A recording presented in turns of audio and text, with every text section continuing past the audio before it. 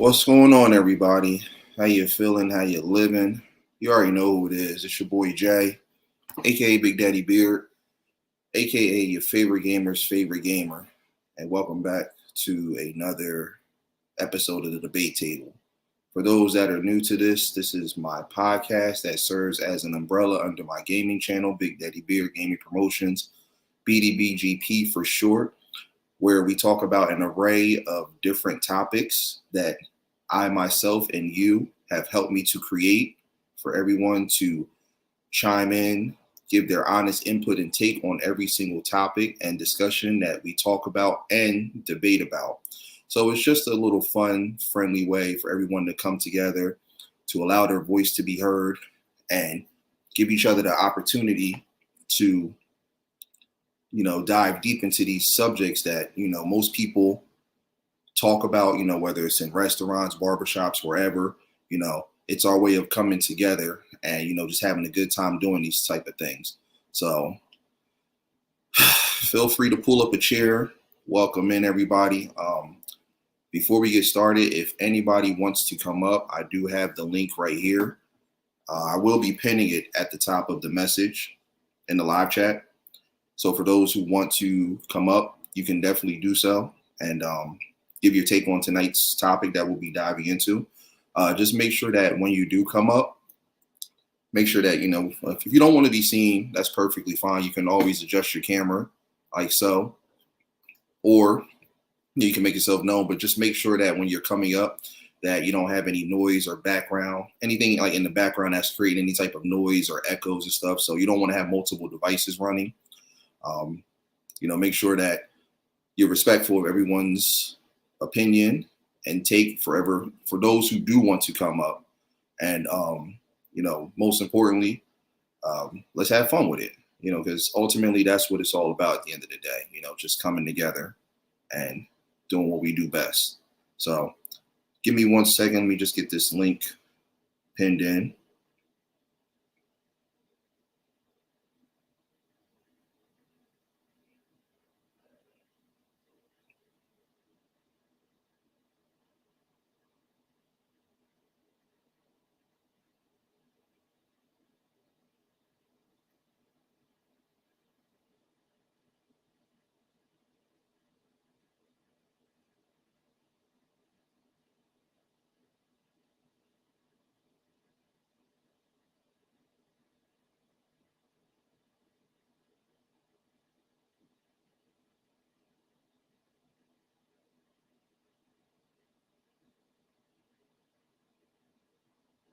All right. It's pinned at the top. So for anybody that wants to come in, you can definitely do so. Hey, Minion, how you doing? Appreciate you coming in. Welcome, welcome. How you feeling? How you living? I'm sorry. My apologies. I literally just got some really sad news a few minutes ago. That's the only reason why I'm kind of taking some time coming up here. Before we start this, I just want to dedicate this live stream to my friends. I don't know if they're watching or not, but if they are, my friends Freedom, Quaashie, and Krystabel Maitre.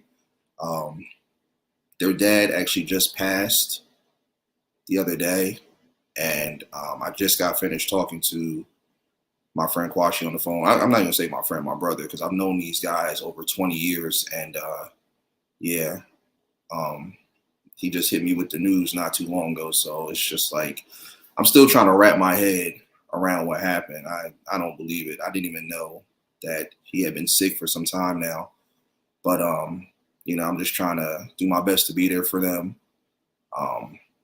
I have nothing but the utmost love and respect for them, for their father. He's always been a good dude, proud, strong. So I just know that he's off in a better place right now and shining upon us. So, that's what matters the most. They're, even though they're not here, they're not gone forever. We know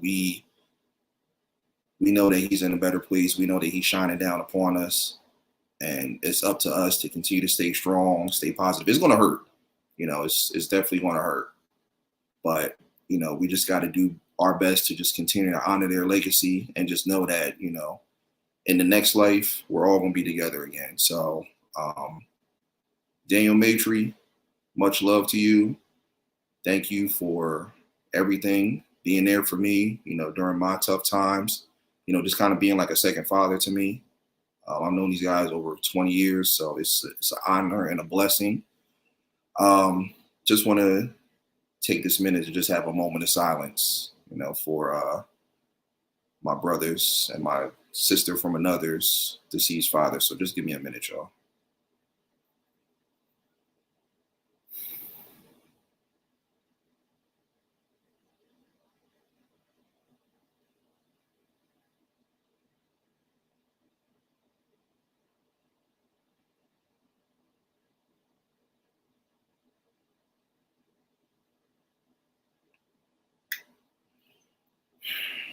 Rest in peace. Rest in peace. We're going to continue to keep making you proud, doing what we do best, honor you in every single way possible. And, you know, just know that even in our darkest times, you know, we have to always remember that God is shining that light upon us. And so, you know, continue to stay strong, continue to count your blessings. You know, remember that, you know, life is short, but most importantly, just know that, you know, our dead ones are never gone. They're still here in spirit. So we're going to honor them in spirit as best as we can. So for, you know, my father from another, Daniel Maitre, this stream is dedicated to you. Sorry, y'all. It's just very, very tough. Very tough. Okay. No problem. No problem. Thank y'all. Thank y'all. Hey, mama. How you doing? Welcome in. My lady, she's in the building. Mrs. EC, how you doing, baby? Steve, what's going on, man? Appreciate you coming through. Yeah, absolutely. Absolutely. No doubt about that. What's going on, Yoshi? Appreciate you coming through. MTGV, thank you. Thank you. Yeah, that's the reason why I'm kind of like late right now. He just hit me up, Quaashie, which is his youngest son. And, you know, he just like broke down. So I'm trying to keep him positive and stay positive myself, you know, because that's what I know he would want from us. But he is in a better place. So that's what matters the most. Thank y'all. Seriously. That means a lot. All right. Let's do this. Let's do this. So also, I'm sorry too. Let me get myself together. If you guys want any merch, again, TDT merch is available. Hats, shirts, anything you're looking for, let me know. I can always get it printed and shipped out to you. For those that continue to support the podcast, truly appreciate it as always. So yeah, let's dive into tonight's topic. So one thing that, you know, my friend's father who just passed, one thing about him that I was always amazed by is his love for movies, film. One thing that him and I used to do a lot of is we would always talk about different actors and actresses and, you know, just their level of skill when it came to, you know, performing, whether it's television, movies. It was always such a beautiful thing to talk to him about that type of stuff, and others as well. He was really, really heavy into the movies, and he talked about it a lot. And I learned so much, and it just broadened my horizons with, you know, just different actors and actresses and stuff like that. So that's what today's topic is about. We're going to dive further into the world of acting with just actors and actresses from all different realms, from different eras, time spans, ones that you guys love and admire, even ones that are no longer here that still gave us amazing performances that still shine out to this day. That's what we're going to dive into. So what's going on, L2? How you feeling? How you living? Welcome in.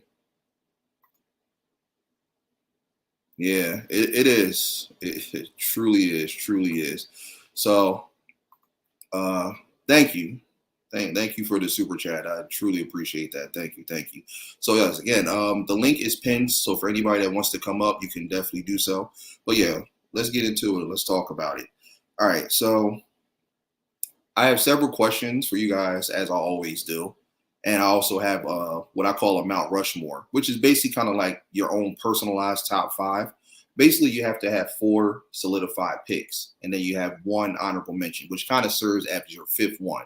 But 4 solidified that you would necessarily put as your top and your favorite picks. So we're going to dive into that later, but we're going to start getting into these questions because I definitely want to get your take and your input on each and every one. So let's start with our first one. So first question for all of you. Do you believe actors and actresses perform better in just movies, just television, or both? Let's dive into that. Again, I'll read that question again. Do you believe actors and actresses perform better in just movies, television, just television, or both? I'll go ahead and kickstart it off. For me,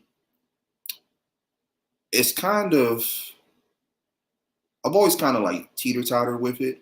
But if I had to say, I'm probably going to lean more towards television. I've always felt like the performances in television were so much better because of the fact that I feel like actors and actresses get to show off their range so much better in TV than they do with movies. You know, I feel like with movies, it's a little more controlled, unless they're ones that are actually directing it or it's their particular movie that they represent. You know, if it's someone else kind of in control of it, it is a little bit tougher because they don't really have that freedom to express themselves and really kind of portray the type of acting that they want to do. I feel like with TV, you know, it's with like certain networks, you know, they're able to take those talents and put and feel like they can basically kind of connect with a network that they feel represents them best. And same thing with, you know, with the TV shows. You know, I've watched so many, and you rarely see shows that are like a disappointment or a flop. Movies, you see it all the time.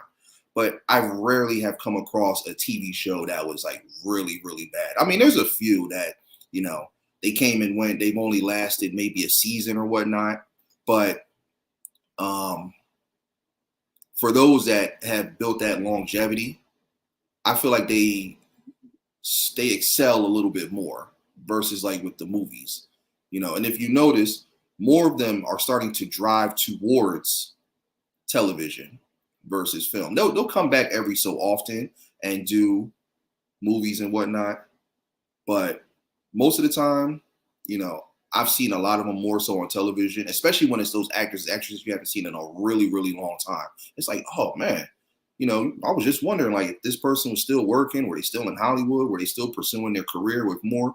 So I feel like it's really, really good. And plus, like, I noticed that they get paid a lot more with television versus movies. So for me, I just feel like it's a better freedom of expression, and it has more comfortability for them when it comes to acting on television versus like the movies and whatnot. Okay. Depends on their skill, but natural born entertainers can do both. Yeah, very, very true. Very true. You know, some of the greats, some of the legends, they can definitely excel in both fields with no problem. But I've just always noticed that I find it more entertaining on television than I do with the movies, you know, especially if it's one of those shows that you know is going to be going for some time. And, you know, they might even have like spinoffs and stuff like that. If their character is so great and they do so well with it, you already know, like, they're going to be in it long term. Like, the longevity, I feel, pretty much never really ends. Just like with movies, you know, it can kind of come and go. You know, some can be really, really good. And then those others, it's just like, you know. And even with TV, I don't feel like it really is like too much of a deal breaker, because even if they do have one that flops, they can always just bounce to another one and do just as good, you know. So that's my take on that. All right.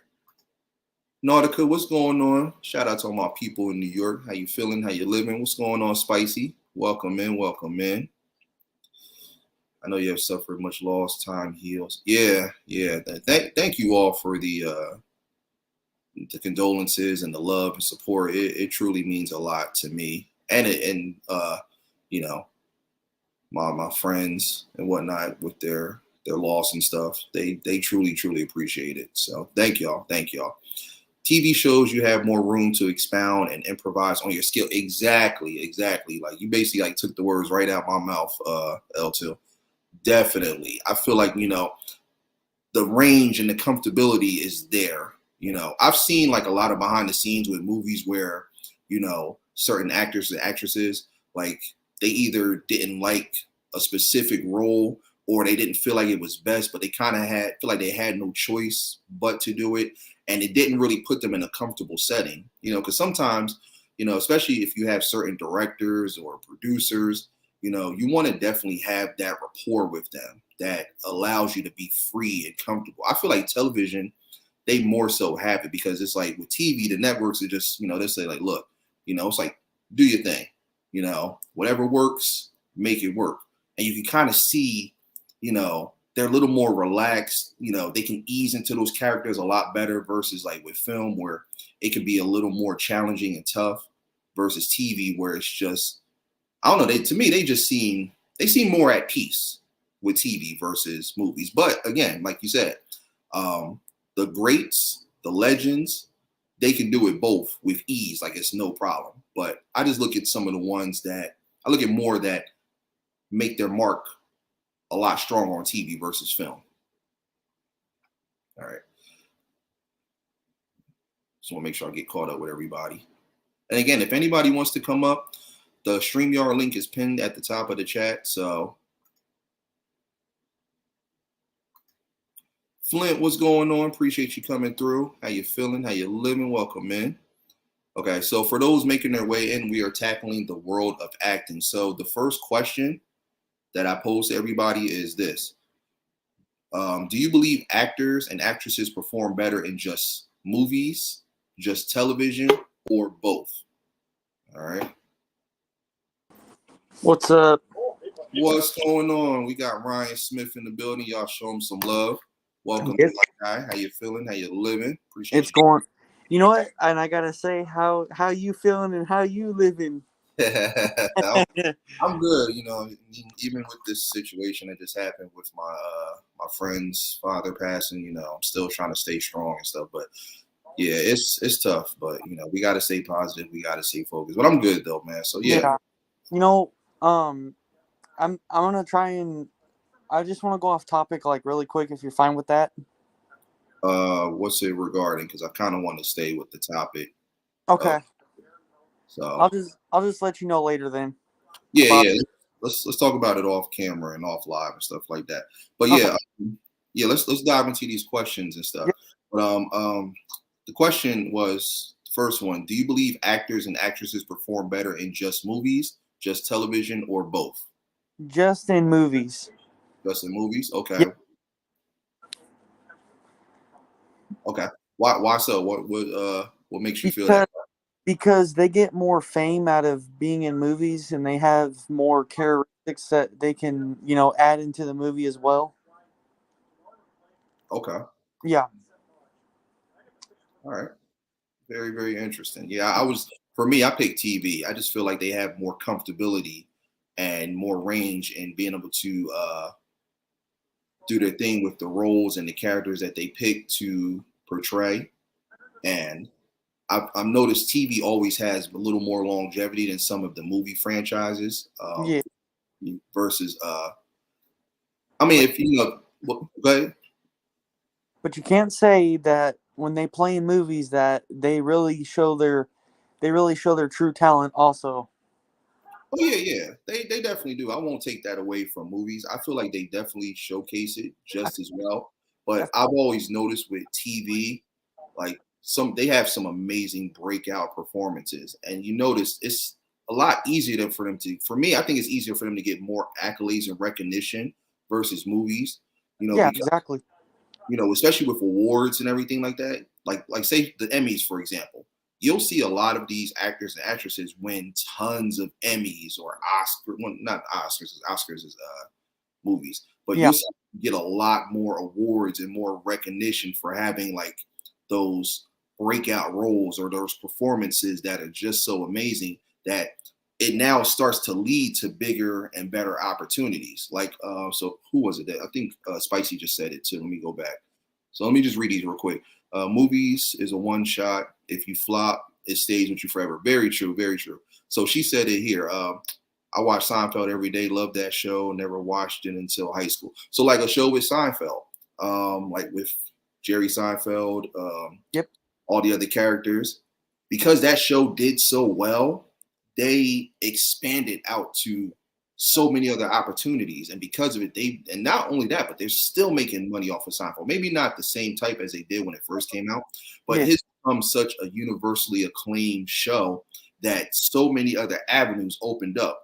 Yep. Movies, tons of awards, tons of recognition, all just over a show that literally was a show about nothing. And Mhm. and you could see how comfortable they were in their characters. Like you look at Jerry playing himself. He eased into that character so well. Kramer, George, Elaine, just Yep. an example, y'all. So And another thing too is that another good show is MASH.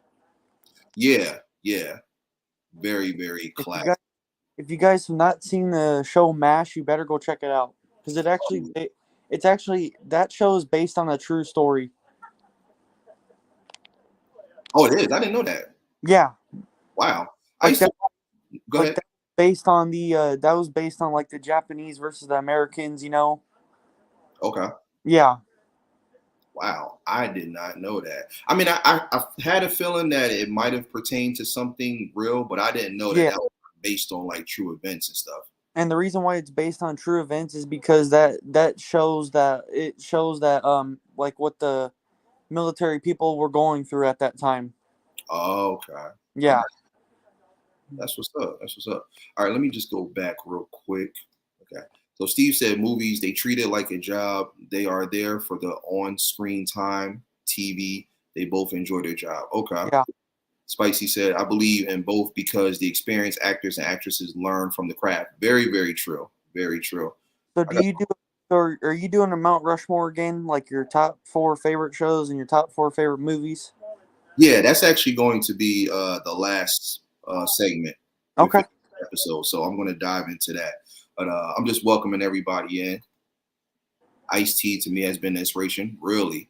Okay, that's very, very interesting. Yeah, I'm going to be diving into that question too. I'm glad you actually brought that Mm-hmm. up, Ice, so appreciate that. You're welcome. All right. So for those making their way in, we are talking about the overall world of acting. I never knew that about Matt. Yeah, right. I never knew that either. Yeah. That is interesting. Like this is why I love doing this type of stuff. We learn something every day. I would have never looked at MASH as like a real life documented series in the form of TV. So that's very interesting. Yeah. So thank you for sharing that, man. And another thing too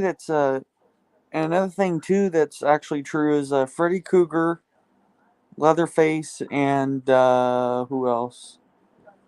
And that's it. Oh, what were you about to say about that? That was actually so Nightmare on Elm Street is actually based on a true story as well. Oh yeah, the Springwood slasher. Yeah, I heard Yeah. about that bill. And who was the other one that you mentioned? Leatherface. Oh, Texas Chainsaw. Yeah, that's based on true events too. So Hmm. yeah, it's very, very. If you and the only movie that's based on the true events about Leatherface is the first one. Oh, none of the other ones. Nope. Oh wow, I didn't. None of the other ones have nothing to do based on the real life one. Oh okay. Well, I Only didn't know that. yeah, only the first movie. Yeah, I always thought that. I mean, I always knew that it was based on true events, but I didn't know like that. The continuation of it was just kind of them just throwing their own little ideas in it just to keep it going. I would have never known that. Yeah. That's very interesting. Yeah. And those people, and if you actually search up those people, like the real life ones, they're actually real people. They used to be real people. Oh, really? Yes. Wow. So Freddy Krueger used to be real, and Leatherface used to be real too. Wow. Yep. That is crazy. Wow. And they have images on Google of it. I'm not kidding. I got to check that out, definitely. Hmm. All right, so yeah, for those coming in, the first question that I'm posing to everybody is: do you believe actors and actresses perform better in just movies, just television, or both? So let's dive into my next question, which is two. Do you think actors and actresses should accept certain types of roles just to maintain their careers, wealth, and relevance, knowing that they're not tailored for them, and they'll end up flopping? So let me read that one more. Ooh, Do you think actors and actresses should accept certain type of roles just to maintain their careers, wealth, and relevance, knowing that they're not tailored for them and they'll end up flopping? So let me know what you guys think about that. Ryan, you want to kick us off with the answer? um, I'm gonna say so. So like, if you're so look, so you know how Pirates of the Caribbean was made and all that, okay? Mm-hmm. So look, the original actor wasn't actually gonna be Johnny Depp. Really? Yes, Who was it supposed to be? they actually picked a few famous actors before him to play the part, but it didn't turn out. And then Johnny Depp got the lead role. Wow. Yeah. That's crazy. And you know what? I've only seen the first one. I still have to watch the rest of them because I heard it's a really, really good franchise. But even though I haven't really followed it like that, but just looking at it, I feel like that specific one is like tailored for him. You Yeah. know, certain roles, certain characters, like whatever actor is playing or portraying it, it's just tailored for them. Like take Hugh Jackman playing Wolverine in the X-Men series. He was tailored for that. Like I Yes. feel like anyone else could have played that. I mean, they could have gotten anybody, but it Hmm. wouldn't have been the same. So it's perfect when you have those specific actors that just fit the role perfectly, Yes. even outside of just the auditions, because they all have to audition. It's not like they just call certain people and say, "Okay, look, we want you to do this." I mean, they put a cast out for everybody, and they come Hmm. in and then they make their picks.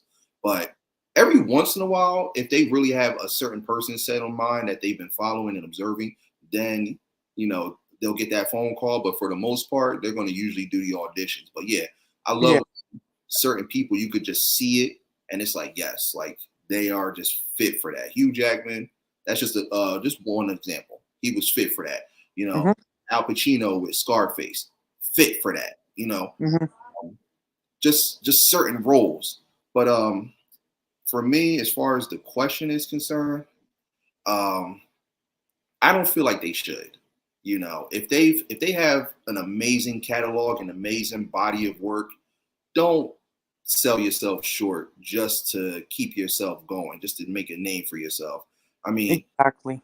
you might have one or two movies that probably didn't live up to the expectations as certain ones, but I feel like a lot of them now they're just kind of doing it just to do it. Like I'll give you a perfect example. Nicolas Cage. I don't know if you guys know his story. Nicolas Cage was like one of the highest paid actors at one time. Fate, Yeah. City of Angels, you name it. I'll tell you another actor that got paid really high, and then all of a sudden he had a big downfall. Is Chris Tucker. Yeah, he Hmm. got too greedy. That was his thing. He got a little too greedy. He started feeling himself too much because there was one point in time where he was demanding like 20 million a film, and there's only a few selective actors that have contractual obligations that state that okay, they're guaranteed that even if the movie ends up being a flop, they're still guaranteed that. But like with Nick Cage, he was making so much money. He was doing this thing to the point where he lost all his money. I read somewhere that he bought like a chain of islands, at least like about 20 or 30 of them, which is ridiculous. I remember I was telling my lady about this, and I'm like, that's just nuts to blow all your money. And here's the thing: if you're going to do that, at least recuperate recuperate what you spend.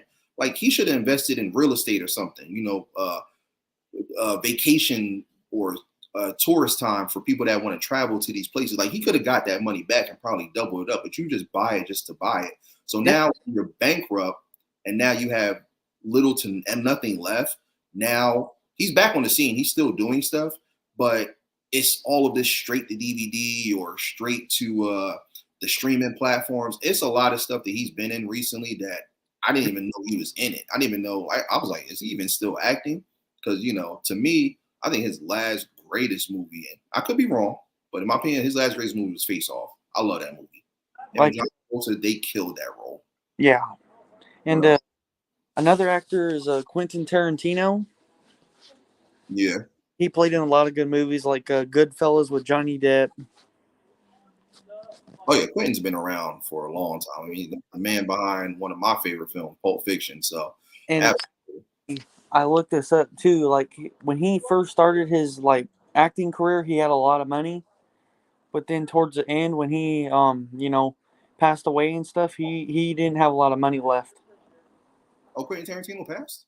Yeah, I didn't know that. yeah, he passed away. This was recent, or this was? This was like a few months ago. Oh, wow. Mm-hmm. I did not know that. I thought he was still around. Oh, Nope, that's passed away. wow. And the Queen of England passed away just yesterday. Yeah, I heard about that. That was crazy. Mm-hmm. Okay, so my lady said, I believe they perform better doing both. The writing is different, but their skills remain the same across movies and television. Okay, all right, very very good point there. I can't see nobody else playing Captain Jack. Yeah, I can't either. Like that was just tailor made for Johnny Depp. You know, absolutely there. They should take roles that they really resonate with, whether they believe it will flop or not. You just never know. So you may as well go with what feels right from the jump. I agree with that. I definitely agree. Like study the role, look over it, make sure that it's definitely something that you feel fits you.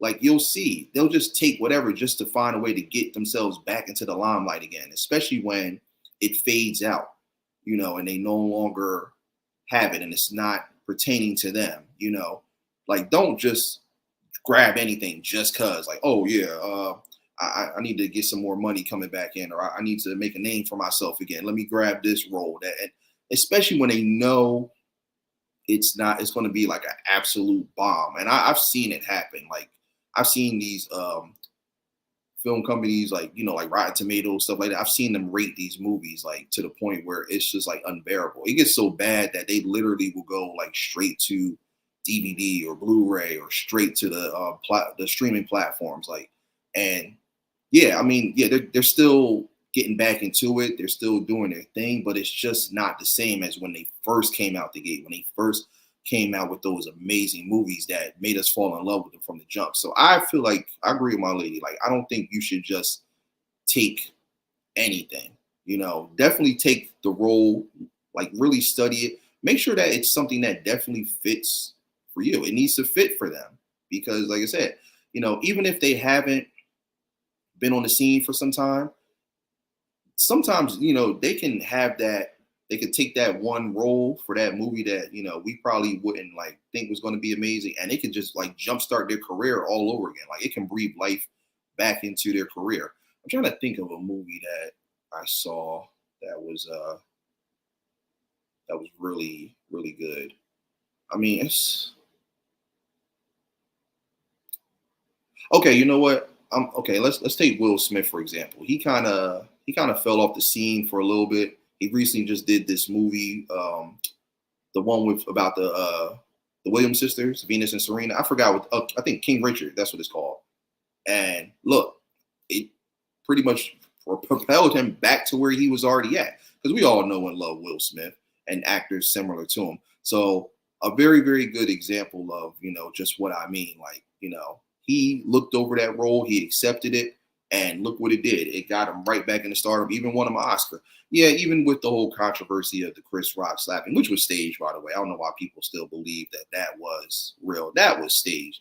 Ain't nobody about to come up there and slap nobody at no major award show like the Oscars and live to tell about it.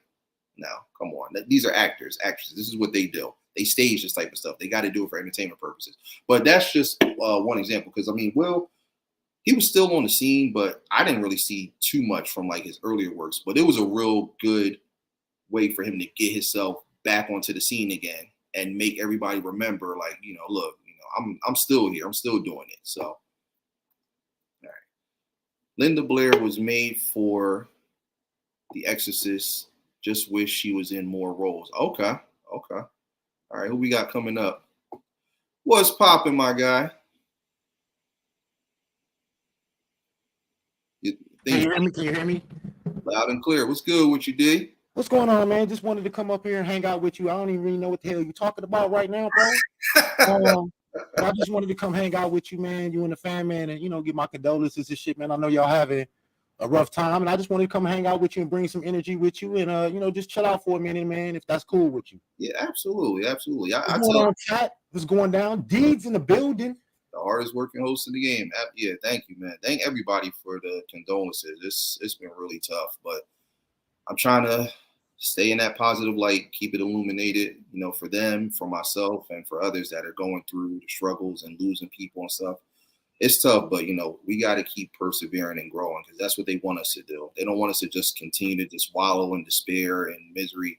We got to continue to honor their names and their legacies for years to come, until we all meet again and we're all dancing around in heaven's gates doing our thing. But I was just diving into the world of acting, just talking about famous actors and actresses. I don't know if you were in here earlier. I saw Minion come in. Yeah, we was driving, man. We fresh off the road, and like I said, I've been kind of listening, and I just wanted to come up here and hang with you, man, and just what's going on, chat? So so basically, are we saying, I did hear the question, when you were saying something about, do we prefer movies over TV shows? So the first question, and for those making their way into, what's going on, Yoda? Appreciate you coming through. Welcome, Queen T in the building. How you feeling? How you living? Welcome in, everybody.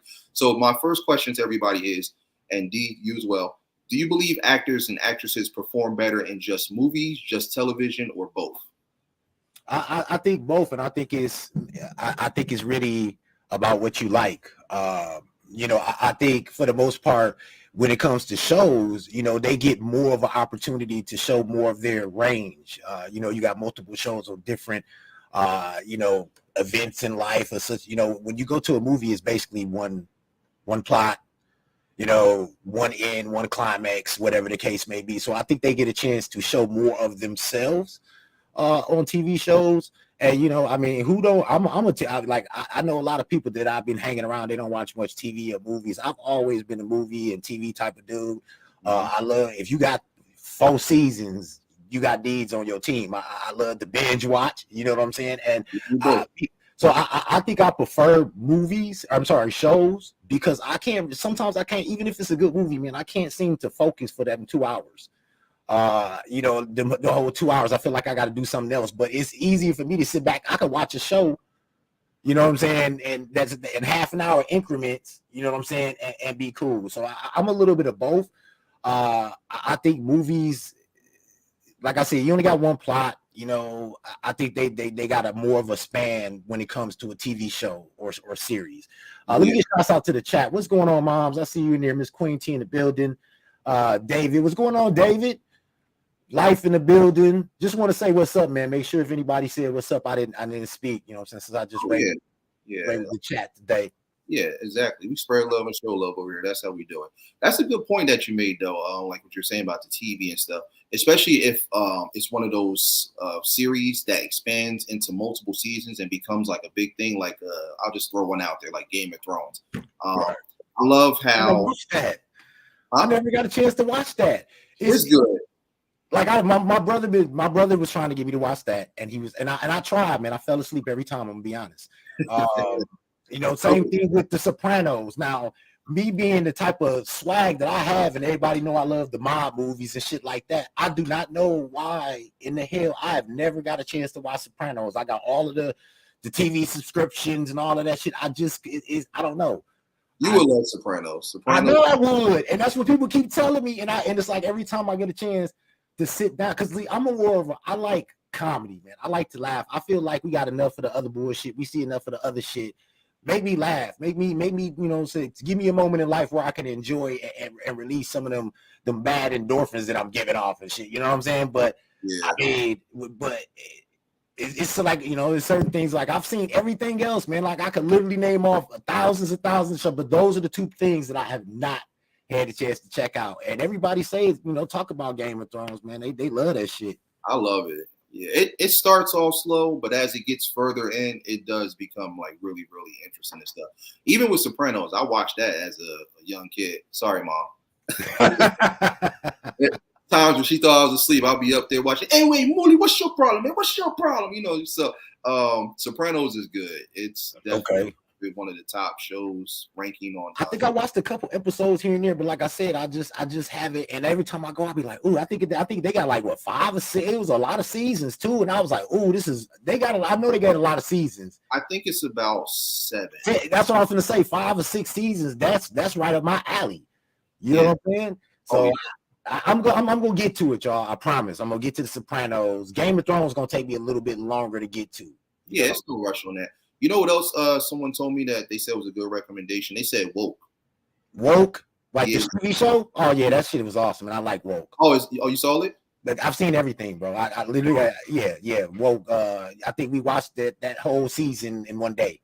Wow, I gotta add that on my list because I heard it was good too. Yeah, definitely a good show, man. Definitely got some comedy, and that's what I'm saying. I like a show that got a little bit of all around. You know what I'm saying? You tackle the issues. You know what I'm saying? You got the moments that you be like, wow, they smack you in reality in the show as well. You know what I'm saying? And so it's all around, and it got comedy in it. So you know what I mean? It's definitely a good show for you to check out. I'm gonna definitely check it out. We the comedy boys. We love to laugh and stuff. Yeah, I like to laugh, man. Man, I told Minion she's the deliverer of bad news and shit, man. I'm not one of them people like I don't watch the news all day. I don't, and the only time I find shit out like that, that's tragic and shit is if Minion we up and she looking at shit and all I hear goes, and I'm like, what? And and then she tell me the horrible news and shit, and you know what I'm saying? So I'm like, man, I didn't have 47 years of that shit, man. I'm tired of listening to just despair and we got enough of that, man. So people can look at that how it may, you know what I'm saying, what it is, man. But I'm not finna soak the rest of my little time that I got on this earth engulfed in misery and sadness, dude. I'm gonna try to enjoy every moment that I possibly can. I'm gonna do the things that I can enjoy. I'm gonna be around the people that make me happy, and that's the way I choose to really live the rest of my life and shit. If I hear about it and it's something that I can help with, I'm always there if I can be. You know what I'm saying? But other than that, man, I'm not gonna dwell on the problems of the world, man. You know what I'm saying? It is what it is and shit. I'm hoping that we raising our kids, responsible and smart enough to make sure that they do something about this shit that's going on right now. You know what I'm saying? We had our day where we put our input in, or at least that's how I consider it. And you're never too old to put in no input. Don't get me wrong, chat. I am just saying right now, my focus has shifted, at this point in time. So I don't be hearing about a lot of the tragedy shit unless Minion and told me, because she is definitely always on the current events and everything. Absolutely. Well said. I'm the same way too. Like, I love to laugh. So I always want to see stuff that's just, I don't mind it, but if I can watch something that's positive, that's going to take away all the stress and frustration that I'm having, or the trouble, that's what I'm about. So Yoda said, I think it depends on the actors and actresses. A lot have great talent in movies, but there are also some that can make a TV show and be the best they could possibly be. Very well said. Okay, Queen T said, I like movies. Okay. Ice-T and New York Undercover and Law and Order also hits movie careers since the 80s. What about The Wire? That was such a the Wire was one of the most underrated shows out there, bro. Like the Wire had some of everything, and a lot of people don't like it. And I'm gonna tell you, a lot of people don't like it in our community because they say it portrays us in a bad way. But the truth of the matter is, we got bad people out here, man. Everybody got bad people. I don't care what color you is. We got bad. It just so happens that the focus was on one of our neighborhoods and shit. I mean, you're not gonna get too much The Wire shit up in the suburbs. You know what I'm saying? It's a different type of game up there. You know what I'm saying? So, but I loved it. I one of those went. Snowfall is another one. Snowfall's good. Listen, man, we got some shows out here that's just real shit. I mean, it's real shit, and especially when you're coming from the 80s and 90s and the boom of the crack epidemic and all of that stuff, man. These are real stories about real people, you know what I'm saying? So it depends on what type of, if we wanted to go into shows. So for example, you're talking about movies and shows. What about the shows that focus on real life situations? For example, you know, like movies like The Temptations or The Five, that actually are movies about the actual people that lived it. You know what I'm saying? The biopics. I love those. Yeah, I love I love those to see, you know, certain experiences that certain people went through during that journey. I think it's good for, you know, especially creators, you know what I'm saying, to see that everybody didn't have it easy coming up. Everybody had to grind, you know what I'm saying? So, you know, I'm all over the board when it comes. I don't have no discrimination when it comes to movies. I prefer comedies, but I watch it all. But some things just get put on the back burner, man. That's all I can say. You know, them super overly unbelievably positive movies and shit where everything is sunshine and rainbows, man. Take that shit to somebody else. I don't want to hear all that, you know, fake ass, you know what I'm saying? You know, bro, like I'm a realist, you know what I'm saying? And I would rather watch something that's a little bit more real, you know what I'm saying, versus people just saying, breathing to me a bunch of words about positivity and they really ain't living that shit. You know what I'm saying? You do kind of see what I'm saying? So, you know, you got to pick and choose what you watch. Absolutely. Very. Is there an Elvis movie? I never seen that. Yeah, it just came out. I think it's on HBO. I haven't seen it yet, but I mean, I'll probably check it out. It's not one of them ones like I'm probably like leaning to. Oh yeah, I gotta definitely go see it. But I'll check it out just right. Yeah, I'm the same way though. Love biopics. I even like documentaries too. Ones where they really like dive into the real of what's going on, stuff that we probably didn't even know or heard about, and we actually get the honest truth about certain situations and stuff like that. So I love those. Comedy is always going to be my favorite. Well, the music ones is my next. So comedies, and then, you know, like just like I said, you know, I watched recently, you know, the NWA, all about DJ Quick and, you know, how they came up, and I love those, you know what I'm saying, when it comes to them, you know, especially because like I said, it's personally hitting home, you know, with what I do, and I lived it, man. I mean, most of us, you know, especially, you know, the Chronic days, man, the Dre days, like, man, that was a whole era, a whole culture, you know what I'm saying? A whole change and a whole shift in how we was portrayed as people, man. We actually came out with something that was our own, man. That actually, I mean, if you think about it, right? Think about it. Let's go back in time. If you think about if rap never caught on, if hip hop never caught on, that was pretty much our doorway. Music was our doorway when you go back to the Sugar Hill Gang and back to the Curtis Mayfield. I'm not, even Curtis Mayfield and, you know, Curtis Blow and all them days when hip hop was just starting.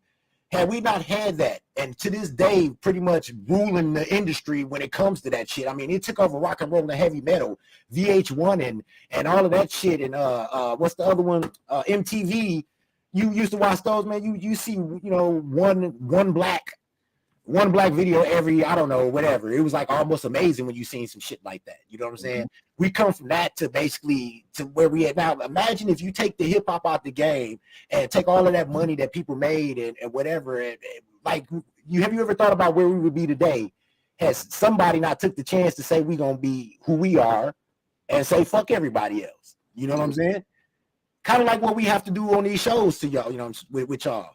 You know, I mean, even going back to what Corey Kenshin was talking about, man, like, you know, when you got the odds stacked against you, and the truth of the matter is that people don't even really matter where you at in your career, man.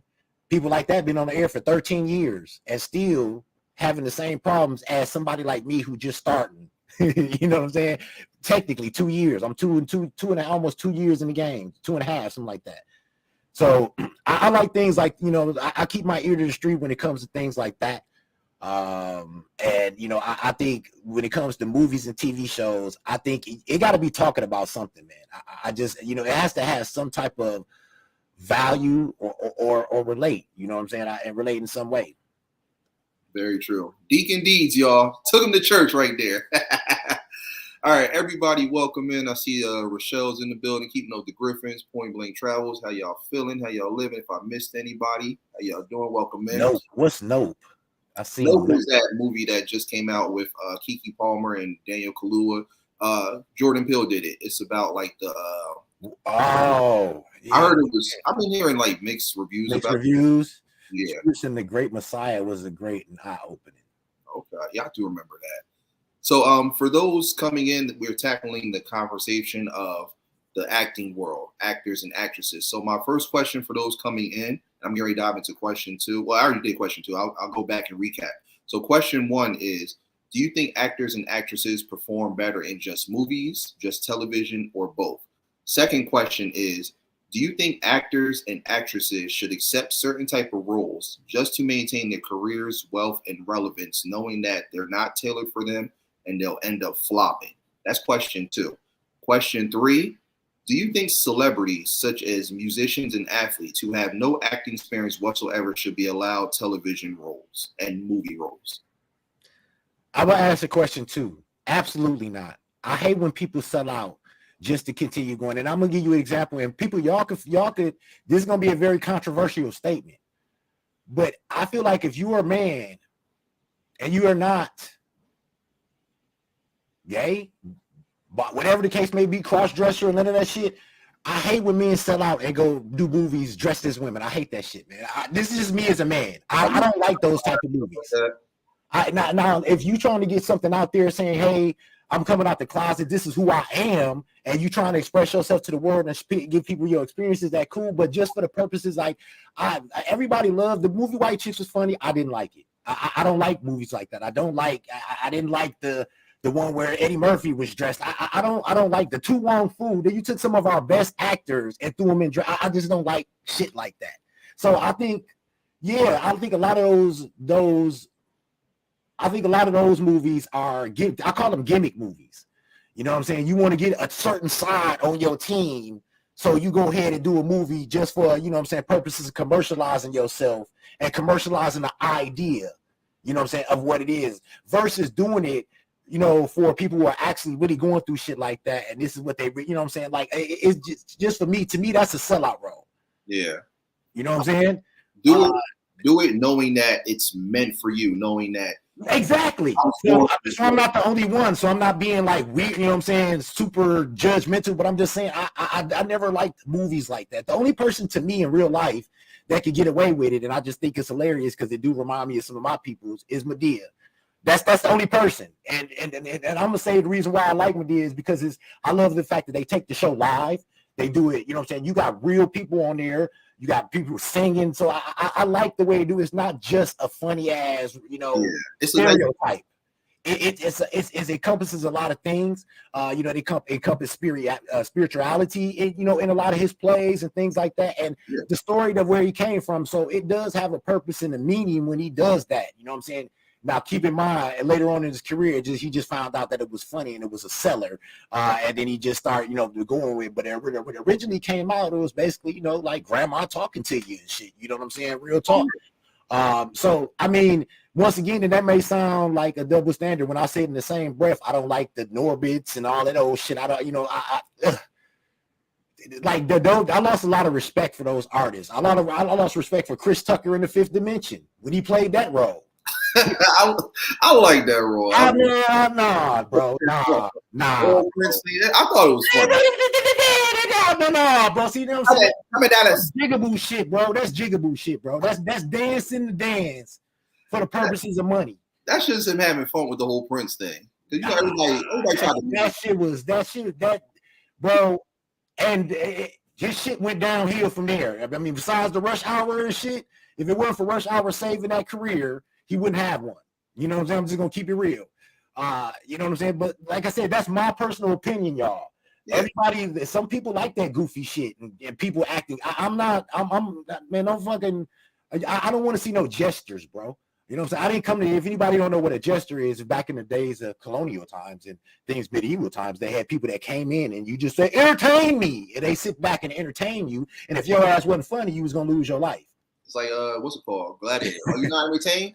Are you not entertained? Is this not why you're here? Right. Right.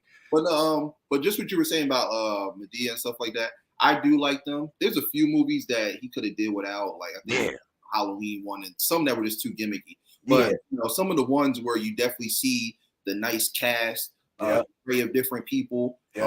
Because I feel like we all have like certain people in those in our families that we can relate to. Like we all had that Uncle Joe. Right. Funny as hell. Like just perving and doing all types of stuff, but keeping us laughing and stuff like that. I love the balance of it. You know, how He can. Jamie Foxx and Robin Williams in dresses. Oh my God. See, I'm sorry, bro. Like I don't feel the same way when it comes to that, y'all. I just, Miss Doubtfire was a good movie. Like once again, I'm not telling you I didn't watch these movies. I like Miss Doubtfire. You know what I'm saying? I like Miss Doubtfire. However, I do not like when men do that. I just don't. I just don't. Get a woman for the part. Fuck that. You know what I'm saying? And I don't, I don't like it if you're not doing it for the purposes of people that actually going through that experience, or if it's something controversial, or, this is how I deal with my life. But if you just doing it just to get kicks and shit, man, fuck that shit. Huh? I know he did it for the kids, man. I don't care. I'm going to be perfectly honest. I don't care who it was done for. I don't care if it was done for a benefit. What I am telling you is the question was, when people sell out for the purposes of a role? And that was the question. So I'm addressing the question. And that, to me, is one of those movies where it's not really was in the benefit of the person's career, per se. It's a gimmick. A lot of those, the Mrs. Doubtfires and all that shit, and the Norbits, that's all gimmick shit, man. You know what I'm saying? I like more... I'm a lot of these comedians and shit. Once they take that route, they kind of lose some of my respect. I still watch them, however, because I feel like, you know what I'm saying, if you in there in the game, you got to do what you got to do sometimes to survive for longevity. It's people that come in and they come out. I get it. I would never do it. Yeah. You know what I'm saying? But, sometimes you got to do what you got to do.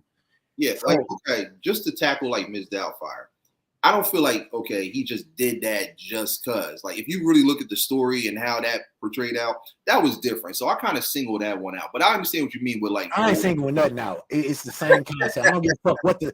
Listen, the storyline was good, and I'm gonna reiterate when I said that these storylines are great, but I don't want to see my greats dressed up like no fucking woman, man. I just don't. You know what I'm saying? I just don't. Like, it's not funny. That shit is not funny.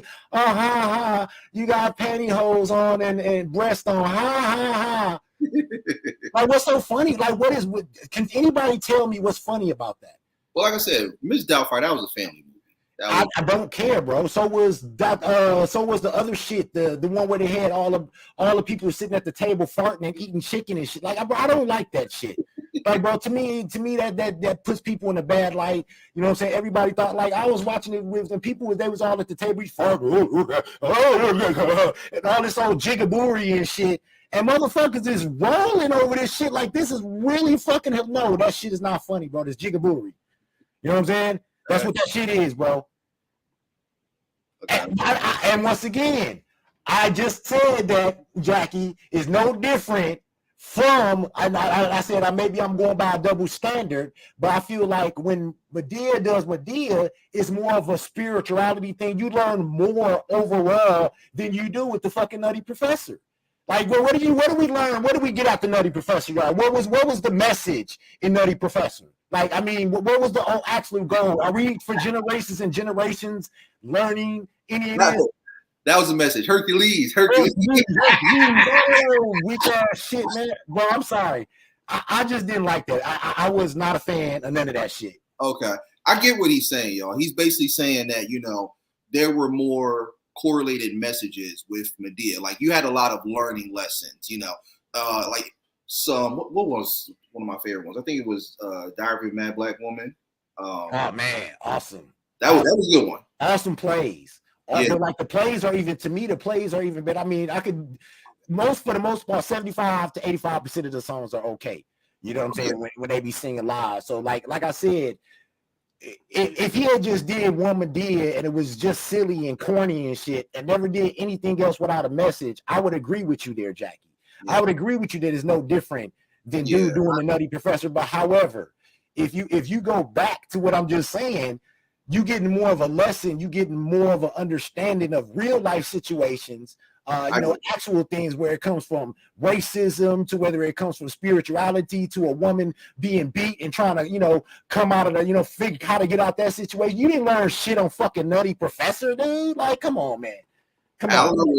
Only thing I learned was lose weight, get healthy, get in shape. And everybody looking at anorexic. I know what everybody. I like the other character. What was the Buddy Love? What was it? The counterpart character? Buddy Love. That was his name, Buddy Love. I love that character. You know what I'm saying? To me, that was classic Eddie Murphy and shit. But The other shit, he lost me and shit, man. Like, Yeah. I don't. And once again, that was them being creative.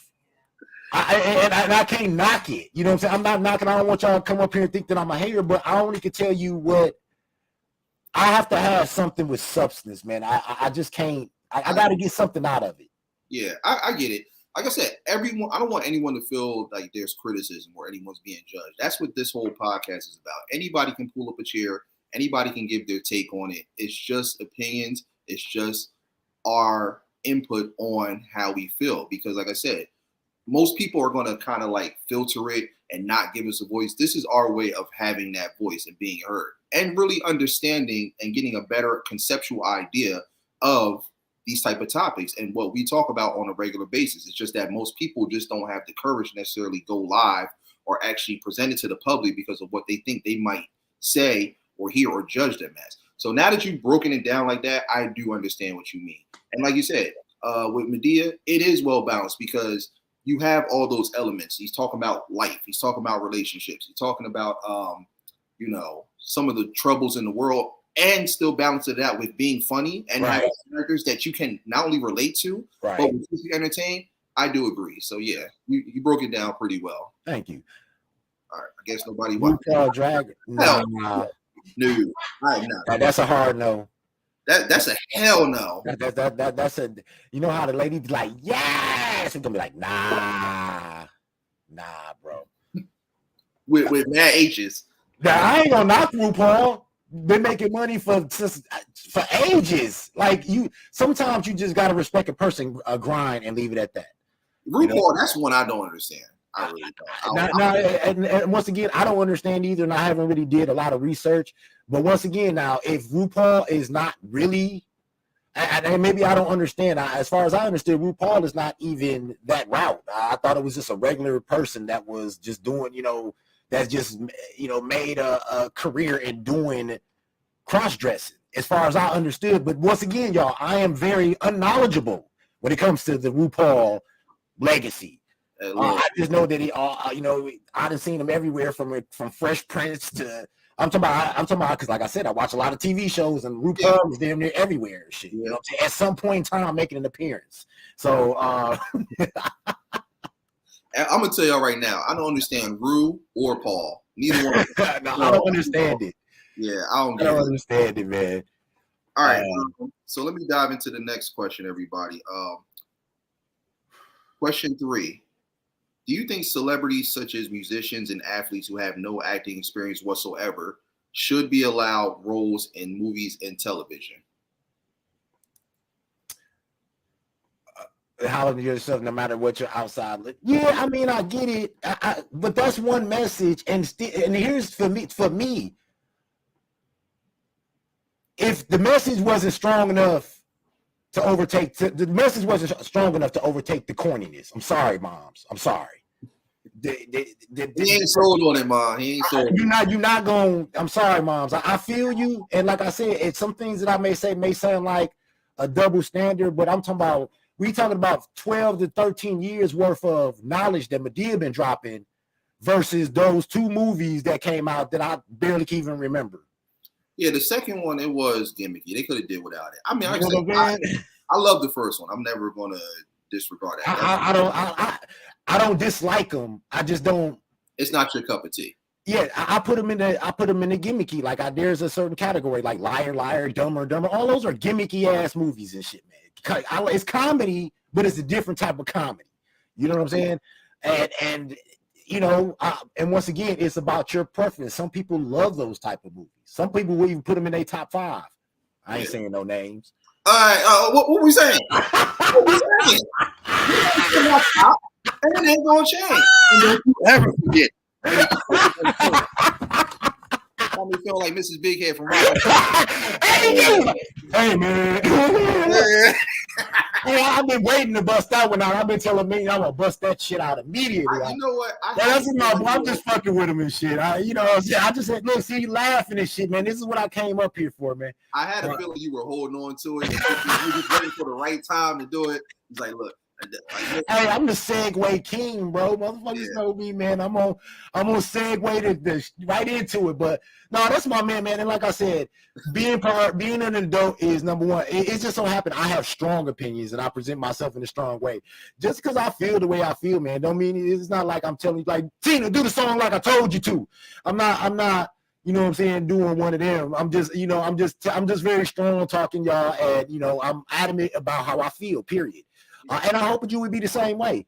You know what I'm saying? So moms, I do like the movie because it's Eddie Murphy, man. Eddie Murphy is one of the GOATs, man. Like there's so many movies from Eddie Murphy. So it's just that there are certain movies that I put up here for Eddie Murphy out of his whole arrangement, and then there's some movies that's kind of like that'll be the last one I watch. Yeah. I don't know if you know the comedian Tony Baker, but he actually had a post on. I like Tony Baker. Yeah, Tony Baker's dope. I saw him. Yeah, I like Tony Baker. He had a post and he ranked all his favorite Eddie Murphy films. What did he put at number one? I think he had it was either Coming to America or Trading Places. It was one Trading Places by far was to me I would say that would probably be the best one for me. So, between Coming to America was second. Yeah. And only because I don't know, maybe I'm letting that new one kind of take that one down a notch and shit. Like, yeah. I mean, I like Trading Places just because, and I'm gonna tell you why. I like the fact that he was able to deal with back then. Racism was real strong back then. Yeah. And he was able to coincide with another. I like those type of movies where to see how different genres and different even races can pull together a movie and make it. And I thought that was a classic. I still feel like it showed how the tables turn. It showed it's like Freaky Friday. Yeah, switch the roles and whatnot. So it was really. I thought that was a perfect message. You know what I'm saying? How sometimes people that got power and wealth and shit, they think they the shit, but if they was to be in our shoes, they wouldn't be able to fucking handle life. Yeah, they were, you know what I'm saying? And that's truth of the matter is, when you say who is a stronger person, you know what I'm saying, then you got to be strong. So to me, here's the character of a strong person. Think about it. If we was able to get there, I think we would be able to. Some people would be able to handle it, but some people not able to. That's been there. They can't go back. They can't go the other way. You know what I'm saying? We've been broke, and if we rich, we didn't have both sides of the fence, which is like light and dark. It got to be a balance to everything. If you one-sided, how you gonna know if you know something? Very true. Very true. I mean, that's all I'm saying, y'all. If you one-sided and you ain't got experience on both sides of the fence, how the hell are you gonna know what's going on and can relate to people? I don't. To me personally, I don't see how people listen to people for inspiration, and they never been where you been. You know what I'm saying? I kind of brush off those people a lot, man. You know what I'm saying? You try to tell me something that you ain't never experienced. You ain't never experienced having to fucking make real life decisions whether you gonna pay your rent or you gonna rather fucking buy some food or put food in the car and shit, or your kids look at you and ask you for something and you not able to get it and shit. You know what I'm saying? Unless you had the experience and having to go through those moments of life, man, you know what I'm saying? I appreciate your talent. I appreciate your creativity, man. But, everything ain't for everybody to relate to. You know what I'm saying? Why everybody be trying to jump on the bandwagon and be part of the cult and, oh, my God, this person said this. Fuck that person that said this. They ain't lived your life. You know what I'm saying? They have not even came close to the things that you've experienced. All of us as movie stars in our own right. We just don't have a plateau. If they put any one of us on the stage and we told our fucking story, some people out there would be amazed. Like, our lives are the plot. How did you get through that? Yeah. If you think about it, our lives, what we go through on a regular basis, that is the plot. That is a series. That is a TV show. I like The Rock. I'm a big fan of The Rock. From even when he was doing wrestling, I thought. See, I'm gonna tell you what about it's the swag, man. He got that. He just got that swag, and he just kind of laid back and he remind me of myself, just buff and shit. Just he put the smack down on you and shit. You know what I'm saying? But like when you see him in a lot of his roles, it's just man. He still has a very successful career. It's not. He is. I like The Rock, man. And once again, I want to be very clear. A lot of these actors that I'm talking about that did some of these things that I don't like. They had successful careers, and I'm fans of them. I am just not a fan of that body of work. Let me be and go to that. Those bodies of works don't do it for me. Maybe I could just say that and agree to disagree on certain things. Hey, everyone's entitled to their opinion. All right, so question 3, everybody. Do you think celebrities such as musicians and athletes who have no acting experience whatsoever should be allowed roles in movies and television? Wait, say that one more time. Let it soak in. Do you think that celebrities such as musicians and athletes who have no acting experience whatsoever should be allowed roles in movies and television? Yes. And I'm going to tell you why. Because, for example, what if I fucking put out a song? What if D's put out a song, right? D's put out a song, and they say, damn, D's, man, everybody liked your swag, the way you do your interviews. They would love to see you in a sitcom. I literally might be one of the greatest things that hit the airwaves, bro. How am I gonna know that? How you gonna know if you good at something if you don't try? Now, what I will let me put an expansion on that question. What about the people that they put out on these shows that never had acting experience before, that the show sucks and they continue to put these people out? That I think is a bad move. But giving somebody an opportunity to show their ranges and see if they got that talent, you know what I'm saying? You ain't gonna know if you don't try. But to continuously push people that is not good, that's where you lose me. So, for example, Big Daddy, what if you blew up today? You doing the game shows and shit, you know what I'm saying? They got you doing the Family Feud. I really feel like you're going to be the next host of the real life Family Feud and shit. Like, I can see it. You know what I'm saying? So, if you got that role and you did that for a while, and they're like, oh, man, his swag is on point and shit, man. Let's put him in a comedy with, I don't know. Let's put him in a comedy with, I don't know, anybody, you know what I'm saying? Pick somebody and shit. Your favorite artist and shit. Let's put him in a comedy with that and see how you do. You might just blow up off that shit and be a natural. Because I've seen people that I was like, damn, they acting now, or damn, they doing this now, and they actually turn out to be pretty good at that shit. You know what I'm saying? So I'm gonna say yes. Although, you know what I'm saying, everybody don't deserve to be acting, but you just never know who gonna be that diamond in the rough. So I say give them an opportunity at least one time to do something. I wouldn't put them directly in a movie right away. Maybe start them off have them do a cameo on a sitcom, hour-long sitcom, and give them an episode and see how they do. Versus a movie where you didn't go pay $25 and shit, and you like, man, that shit was that was horrible. Yeah, and that's the reason I pose that question, because there's a lot of people that have been able to like balance it out where they've done acting and they've done other things all at the same time, but they're not getting enough recognition for it, and they actually have like true God-given talent and skill when it comes to that. What I mean is like people like, okay, let's take LeBron for example. Okay, how they threw him in Space Jam 2. It's like no, and it was yeah, I know, but that's what I mean. It's like they're not tailored for everything, I want to see those people who, like, basically what I want to see is the underrated ones who I know have the talent, right? The opportunity to. I would love to see Iverson in the movie. You say you don't, or you do? I said I would have loved to have seen Allen Iverson in the movie. What movie was he in? He was in like Mike. That someone with Bow Wow. Yeah, I mean, but it pertains to basketball, so you're gonna have cameos and stuff. What? But I'm sorry, I got Minecraft going in the background, and my character just died. I was almost at level 195, bro. Like that shit is horrible. Yeah. What the fuck? Anyway, I do forget about the little Bow Wow movies, and that was a good movie. Let me not. It was good, y'all. It was okay. You know what I'm saying? Challenging. It was a beautiful story. Found a magical pair of shoes and. The UV, whatever. For the kids. Bro, listen, man, I was a kid. I was considered young when those movies came out, man. But once again, as I said, how many pair of gym shoes have you found that made you magical?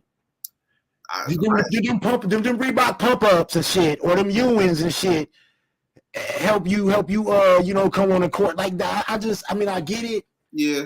Because I pumped the life out of some Reeboks, and I was still like, bro, it's working and shit. Hey, your feet all tight and sweaty. and I still barely got off the ground. So just enough to be able to do a really nice layup. Oh my God, the shit we used to wear and fall for when it came to shoes, man. Like that's another topic too. I'm diving into later. Yeah, shoes. Oh man, you gotta let me bring my boy. I'm talking about he's a shoe connoisseur. I'm talking about like really no joke. Like this is his thing. Like.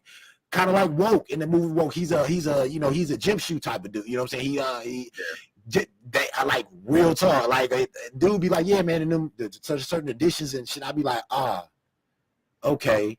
Cause if any of y'all don't know, I don't wear Nikes, man. I ain't never fucked with Nike. I mean, I had cross trainers. I had the it's certain ones that I had, you know, the Cortezes back in the day and shit where people used to wear. Like I had certain ones, but I always thought it looked like an upside down Newport sign.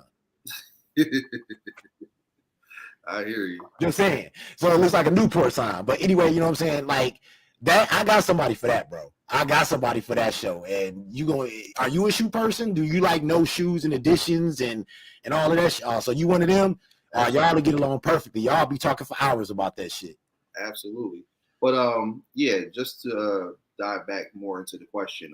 Like I said, I just want to see people who I know get more recognition, who definitely have that experience. Because I feel like, you know, when they just throw a lot of these like celebrities, like these athletes and these musicians in these movies, I feel like it takes away from those who really have that immense talent. Give me an example, bro. You can't just make a statement and not give me an example. I don't know what the hell you're talking about. Example, okay. Example. Like who? Like, okay, so like Nicki Like Minaj. who? Give me like who versus who got one already that you probably like, nah, they shouldn't have had one. Okay, so like I'll take Donald Glover. Very good. Very, very talented. He's still, I still feel like he's very underrated, but he's starting to get a little more recognition, but he's always been doing it. Who was that again? I'm sorry. Donald Glover. Donald Glover. Yeah. I like Donald Glover, man. You know what I'm saying? I mean, he's a lyricist too. So I mean, yeah. So you feel like he need to get more of an opportunity to be on, or what is that what you're saying? He should be way bigger than what he is with, you know, his acting ability and stuff like that. I will say that. They gave him a chance. Well, I don't know why they canceled Atlanta. I don't know why they canceled that show. No, it's not canceled. They got one more season and that's it. It's not canceled. When was that now, bro? Atlanta? The show Atlanta. The show? Bro, that shit been canceled forever, bro. No. They took a break because once the show really started taking off and more people were gravitating towards it. The last season was what, 3-4 years ago? It was like 2 years. Because you got to remember. Bro, it's been longer than that. No, hold on. Let's look it up. Hold on. I ain't even going. Let's fact check. Fuck that shit, bro. You talking about that was I used to watch that show, bro. Yeah, I still watch it, but it's back. And they're getting ready to do season 4, which is going to be their final season. So yeah, they just did season 3 not too long ago, which was pretty good because it picked up where it left off from 2. So yeah, they have one more season in the bag. But that's what I mean. People like that, for example. Whereas it's like, okay, Nicki Minaj, like they threw her in, I don't know what movie it was. I think it was a movie with like I think it was Cameron Diaz and a bunch of other people, and it was just like, come on, like her role was just like, it was so average, wasn't anything, but it's like because she's such a big name, they throw her in there versus like those who should really get more shine. That's what I mean. Like I said, like someone like Iverson, I actually watched he had like a documentary, which was kind of almost like a movie in a sense, and it was really, really good. And just like his whole persona and his character was really, really interesting. So like, I think that he was underrated, man. He was he created a culture in basketball, man. Believe it or not, like Iverson really did a lot for the game of basketball, especially in individuality. And you know, when it comes to the hair, y'all, I'm speaking mainly to the hair. He is the person that started the identity. Being able to identify yourself, or like with the tattoo, like he literally changed the game for all of these ball players, man. Oh yeah. You know what I'm saying? And he was little, bro. He was like, he just looks. I met him. So you met him? Yeah, he's 6 foot. Man, that was my dude, man. Like personality wise, that was my dude. I would have loved that hang with Iverson, man. Like that, he definitely was one of those people that to me, you know, I hate that his career ended the way it did. You know what I'm saying? And I thought he was gonna pull a Michael, and you know what I'm saying. I was hoping he'd come back again and shit, and do something in some form of fashion. Toni Braxton, is she acting? I saw her in something that she was in. I know they did the Braxton Family Values and stuff. She staged her videos, man. Like the video, she was lovely and beautiful and could sing. Like, you know what I'm saying? I wonder whatever happened to Toni Braxton. Like, Tony's still around? I know she's here, but is she still singing? Yeah, I saw her a couple years ago in a concert. She bodied it. No, I'm not talking about her old songs. I mean, is she still singing like new shit? Yeah. She's I still haven't doing it. heard from her in a while, man. But you have to remember, we're in a different time now where everything isn't as marketable. Like they advertise it, but you don't hear about it much until later. Be like, you know what? You call they got an album? I'm like, oh no, I didn't even know that. Yeah, They didn't it's play that shit on the radio ever. like I'll give a perfect Yeah. example. What's name? Neo just came out with something a lot of people didn't even know. What? He back doing it? Damn. Neo just came out with something. But yeah, some people just gotta they gotta leave it alone.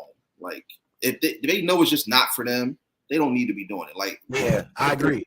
LeBron, for example. LeBron's already big with everything he's done, from basketball to his philanthropy, opening up the school back home for the kids and stuff like that. You've already made your name. Like him jumping in that Space Jam and some of these other movies, it's one thing if you're doing like a cameo. Well, let me ask you this though, bro. What's up? If you didn't hit every pinnacle damn near in your life, you know what I'm saying, and you had an opportunity to do something that you ain't never did, would you do it? Like if somebody came, that's what I'm saying. You got to put yourself in the shoes. I think LeBron be wanting to do shit. I don't think people necessarily be coming. It's a marketing thing, obviously. It's another gimmick, but I mean, if coming from me, if I've done everything else and somebody, like I said, you deserve one opportunity to do it. So, for example, he had his Space Jam shit, right?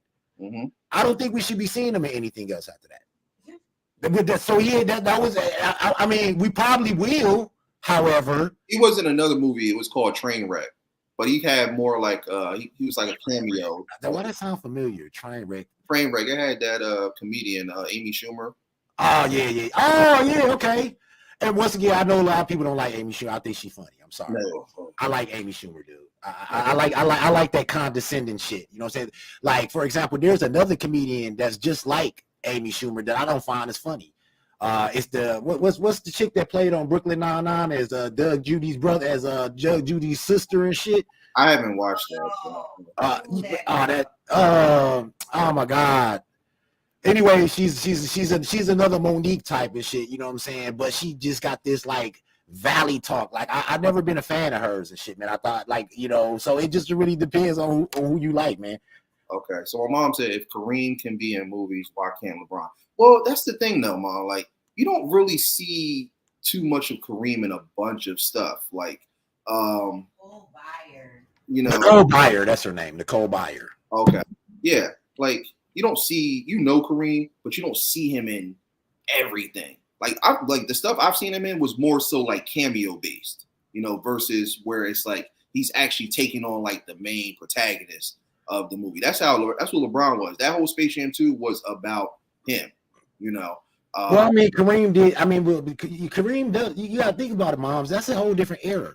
So, for example, you talking about when Kareem did a movie with one of the biggest karate stars in the world. This shit, you know what I'm saying? Bruce Lee. Like that was the break. He had his fro and shit. He was, you know what I'm saying? Like but Kareem makes I don't know, man. I'm not saying that it's not for Kareem or for LeBron to do it. I'm just saying he's not good at it. Yeah, like so I feel like some people get the way paved when they don't have the talent, and I see that's what he's saying. That's what, and I get what you're saying, that if you ain't got the talent for doing, let's not just put you in the role because of your name and commercialize it just because you who you are. You know what I'm saying? And I get that, but what I'm saying is on the other foot, if I was in the same shoes as those gentlemen, I would want to try to, you know what I'm saying, take my role at one of the highest stakes in the game as well. You know what I'm saying? That's why I get why because you got people who are movie actors who try singing and they try to put out albums and shit. You know what I'm saying? You got, and then you got the vice versa. You got the athletes that try to do acting. Sometimes you get, look at Michael Strahan. Look at the success he's been, you know what I'm saying, just from he went from playing football to taking TV shows, and do I feel like he should have got all of acting up, but he got that personality that everybody loved. He look how he came up just by trying the acting role. Yeah. If you don't know who Michael Strahan is, he used to play for the Giants, I believe. New York Giants, yeah. He used to play for the Giants, man, and he ended up, he started, he came out, did a little bit of broadcasting, and then he got that one TV show. That one TV show escalated him to doing all type of shit, being on Killers, one of the biggest daytime television shows ever. So I will say that I feel like if you ever get an opportunity, as what, I don't care what profession you is, if you ever get an opportunity to do that, I say why not? is it in the best interest of everybody, our viewing eyes, to see everybody take that chance on their, self? Nah, but sometimes you're going to find a diamond in the rough that was actually meant for what they doing now. Yeah. You know what I'm saying? And that's cool. But and like you said, you actually nailed it too. What I mean is, and this is what I'm posing to everybody, I don't like when they just throw them in stuff just cause. Right. Like they threw, like I said, that movie with Nicki Minaj, they just threw her in there just because she's Nicki Minaj.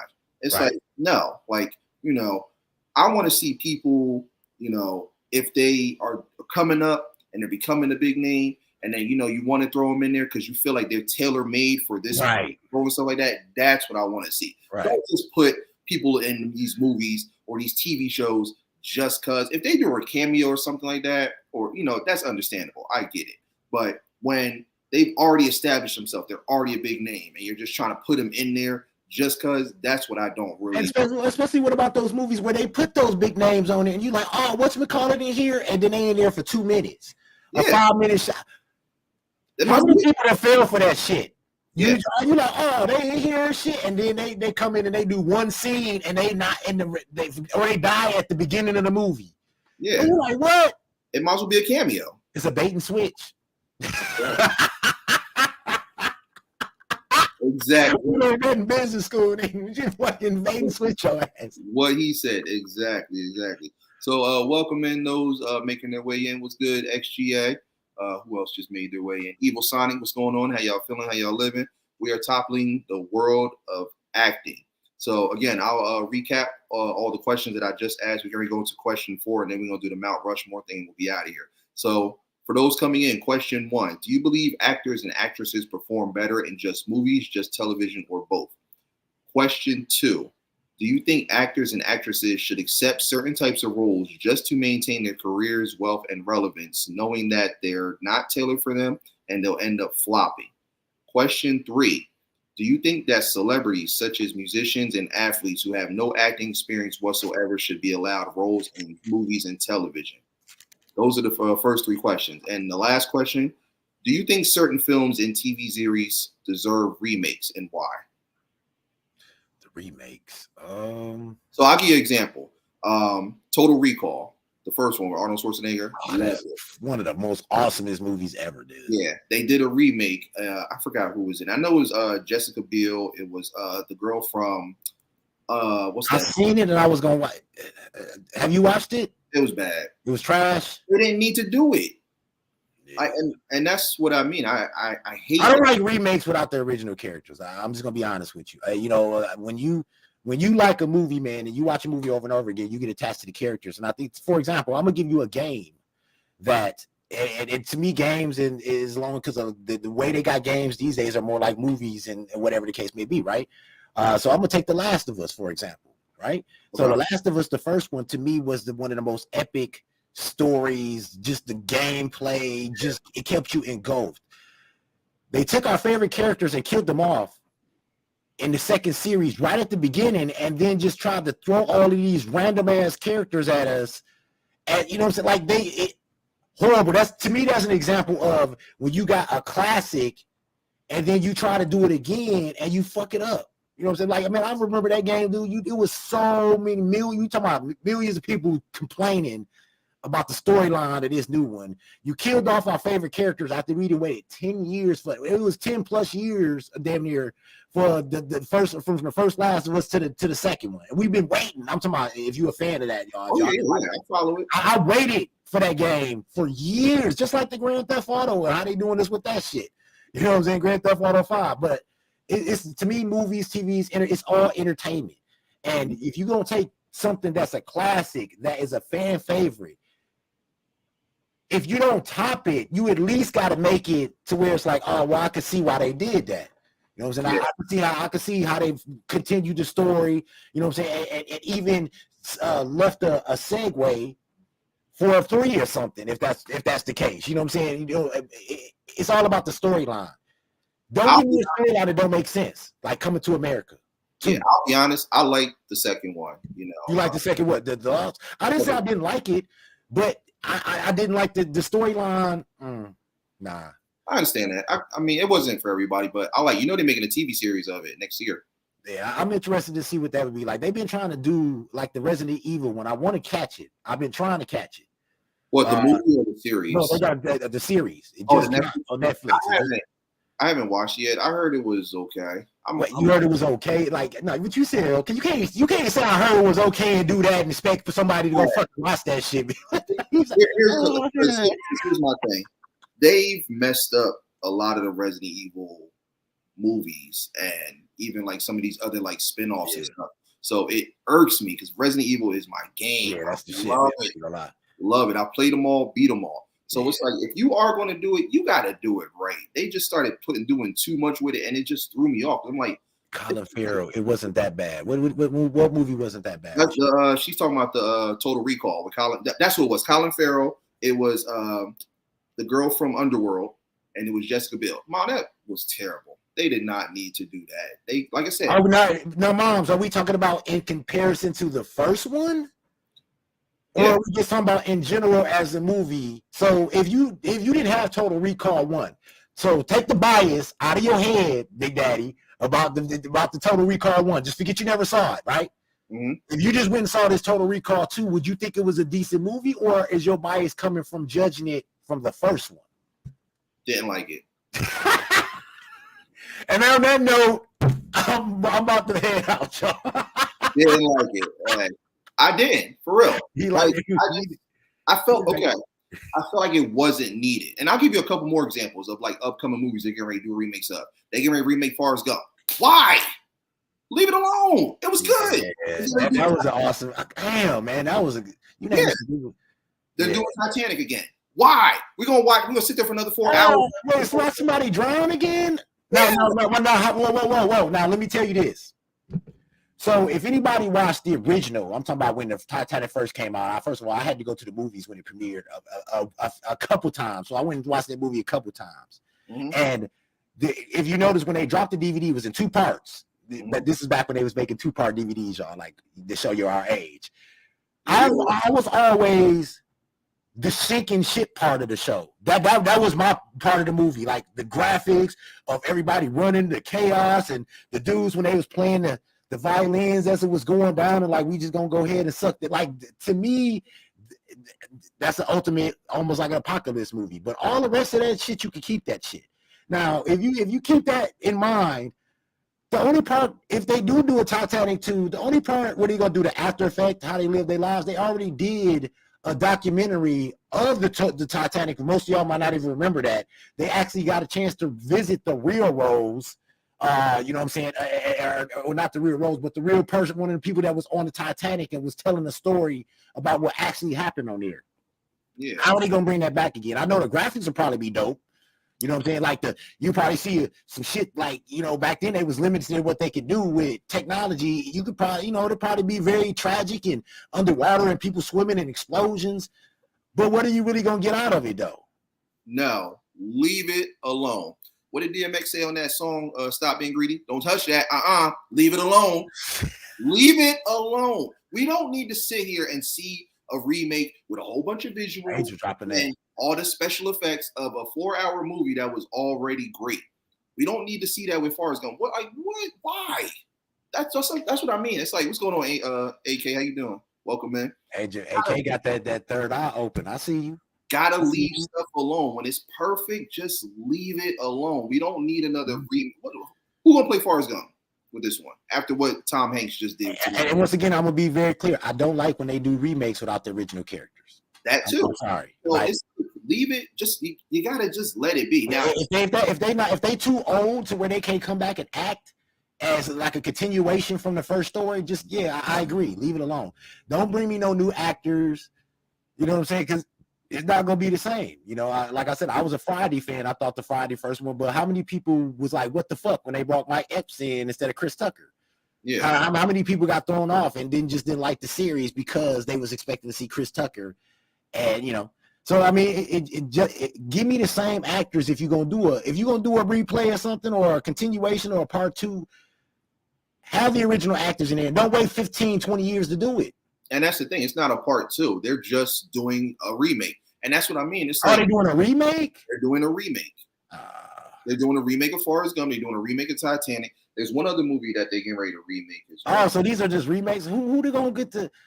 I mean, this is what I mean. It's like Titanic could be an easier one. I mean, don't get me wrong. Leonardo DiCaprio is just, you know, I like him, but Leo's a dude. That's the home. But I'm just gonna say that I think that would be an easier movie to get somebody to play in versus what was the other one you just said? They're remaking Forrest Gump and they're remaking Forrest Gump. I think that would be a harder role to tackle versus the Titanic. It's easy, you know what I mean? I'm just saying if neither one of them is a good idea. Let's be clear. I know what you're saying. You got your hand. You about to be like the D's. Please don't let them put this shit out. This is some bullshit. That's BS. Truly, it's just like let it be. What's that song? Florida Georgia Line. Oh my God. It'll be. Let it be. It's right. Gold. You can't touch gold, especially when it's King Midas proof. Let it be what it is. Let it be. The whole thing on it. So I hate that they're doing that. Now I'll give you an example of a remake that I thought was good. Others might disagree. When they remade the Ninja Turtle movies, I like that they did that because now they went back to the essence of how they originally looked. Because you know the old one, even though I like the '90s one, it was good. The other two were okay, 2 and 3, it was all right. But I like this one because they went. If you guys know about Constantine and the comics, they went back to the essence of how the Ninja Turtles look. Like Raphael is big as hell, look like he's fresh out of prison. Michelangelo's a little bit smaller. Donatello's scrawny, nerdy, and whatnot. Yeah, see, like Gremlins. Like, come on, no, leave it alone. They remaking Gremlins. Why?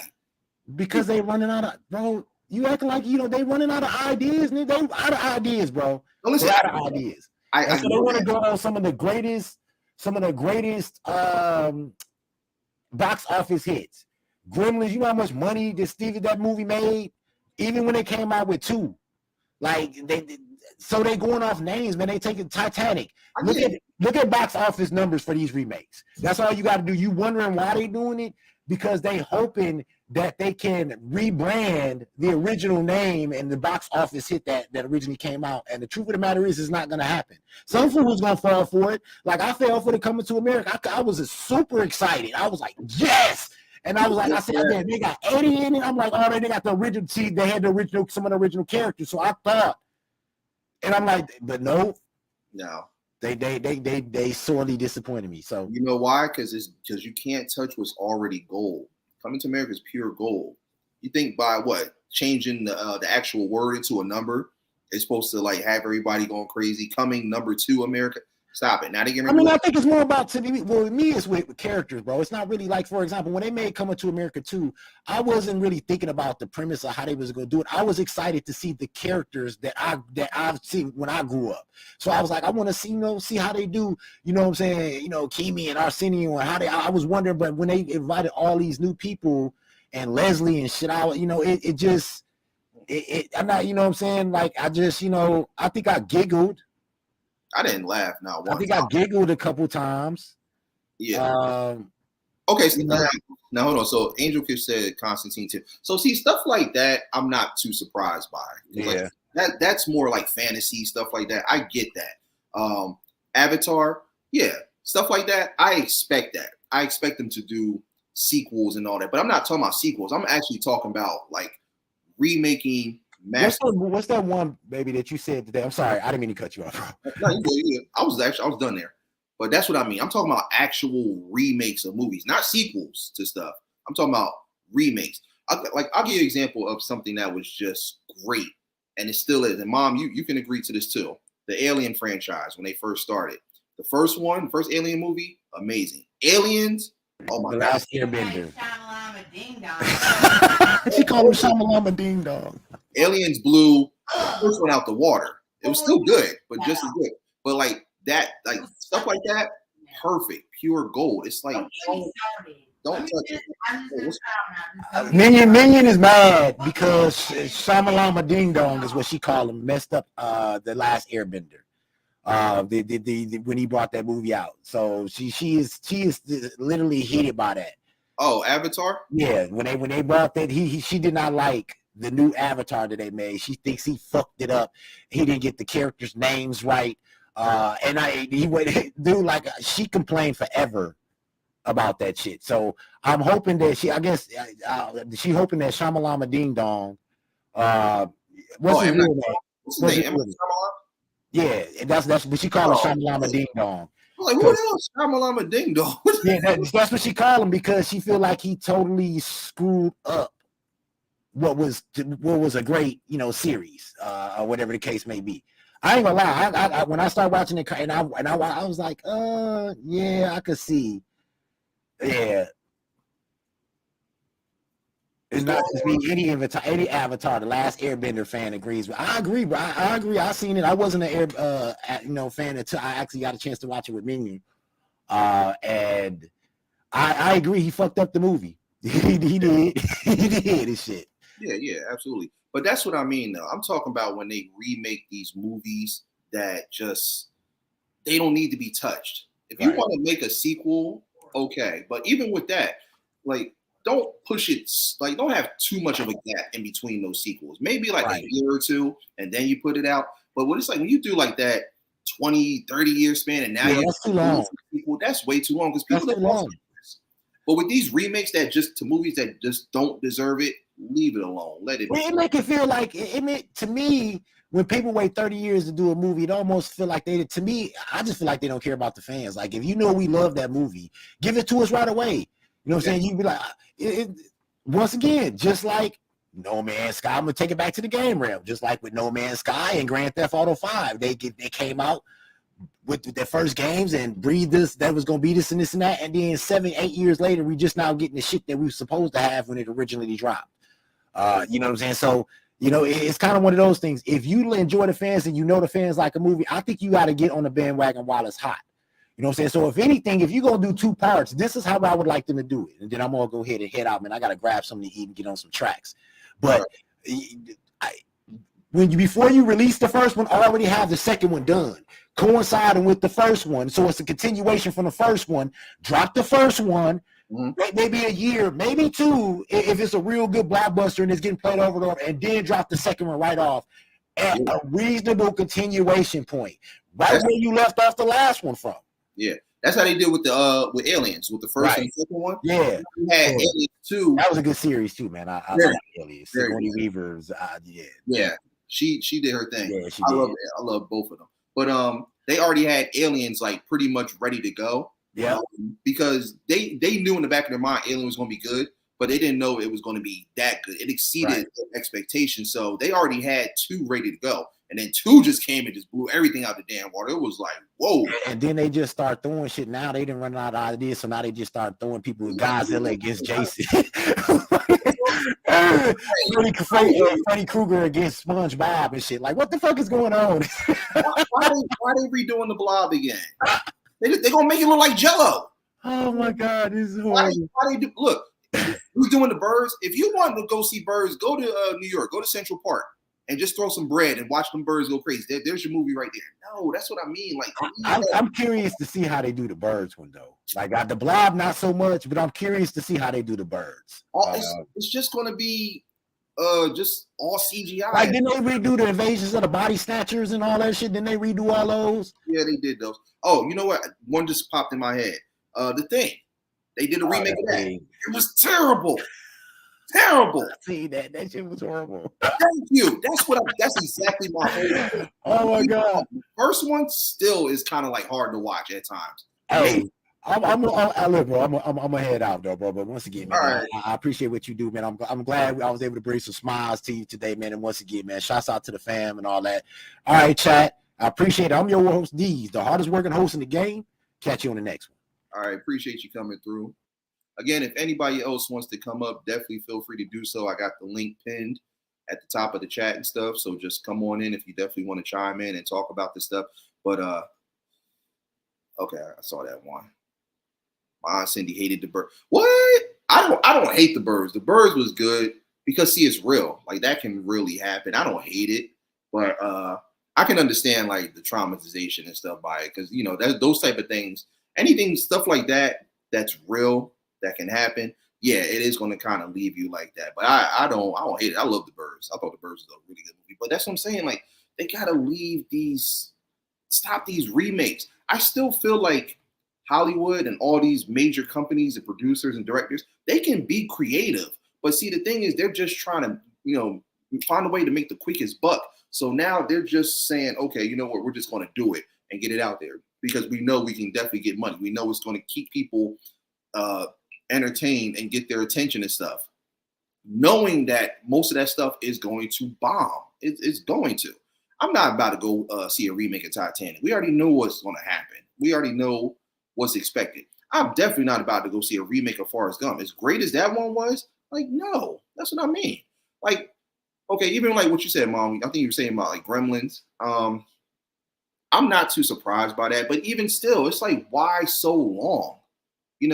Like that gap is ridiculous. Like they don't need to do that. Just let it be what it is. You did the first one, the second one is good. Now it's just like to the people that grew up watching this stuff and are fans of it, we're not going to be interested in that. I mean, I understand they're doing it more so for today's society and stuff like that, but it's just like we're going to always have these timeless classics. That's never going to change. If people really want to go back and see this stuff, they can do so with no problem. But it's just like, no, like stop with these remakes that they just know are going to be pure abominations. I hate it. I hate it. So what's going on, Edna? I was saying hi to you when you were coming in. I don't want you to think I ignored you. How you doing? Welcome, man. Appreciate you joining. Welcome. Okay. These type of movies that can never be made are horror movies that should have been a collaboration between. Yeah. Some stuff, like I said, you gotta just let it be. Just let it continue to remain pure gold. You know what I'm saying? Like, I don't like that they're just trying to remake this stuff just to do it. And, and just like these and everyone else is saying, like, if you aren't bringing back the original cast and all that stuff like that, then it's just like, it's not worth it. I know, right? Way too many Jason movies, Nightmare on Elm Street. Oh God, yeah, that was another one. When they did the remake of Nightmare on Elm Street, that was terrible. I wasn't even scared. It was terrible. I couldn't even take the guy that played Freddy Krueger seriously. You can't duplicate what Robert Englund did. Robert Englund is Freddy. All right, like there's just no ifs, ands, or buts around that. This other guy they had, he was terrible. Notice they haven't done nothing since that. So, what's good, cuzzo? Got my cousin in the building, Brandon, a.k.a. you guys know him from Battle of the Beats, Phantom. What's good, my guy? Welcome, man. How you feeling? How you living? And also stop remaking video game movies. Yeah. I can agree with that.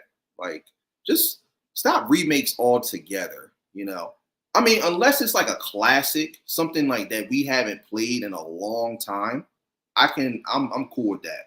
Like, if they bring stuff back, like nostalgia, like how they did with that Ninja Turtles bundle. Because I love that they did that. They brought it back, but they still made it, essential to how it was, our childhood. So that's different. But it's just like when they just try to go in a whole other direction, it just doesn't work. I hate that. But yeah, with these remakes and these remasters of like classic movies, timeless movies, my first movie ever was Howard the Duck. I think they did a Howard the Duck remake, if I'm not mistaken, Spice. I think they did one, and I didn't like it. It's like it's never going to top the original. Never. I have yet to see one remake that surpassed the original. I mean, there's slight few. There's a very, very small percentage, but I haven't seen too many that can really say, okay, this was better than the original. It's just like they got to stop with that.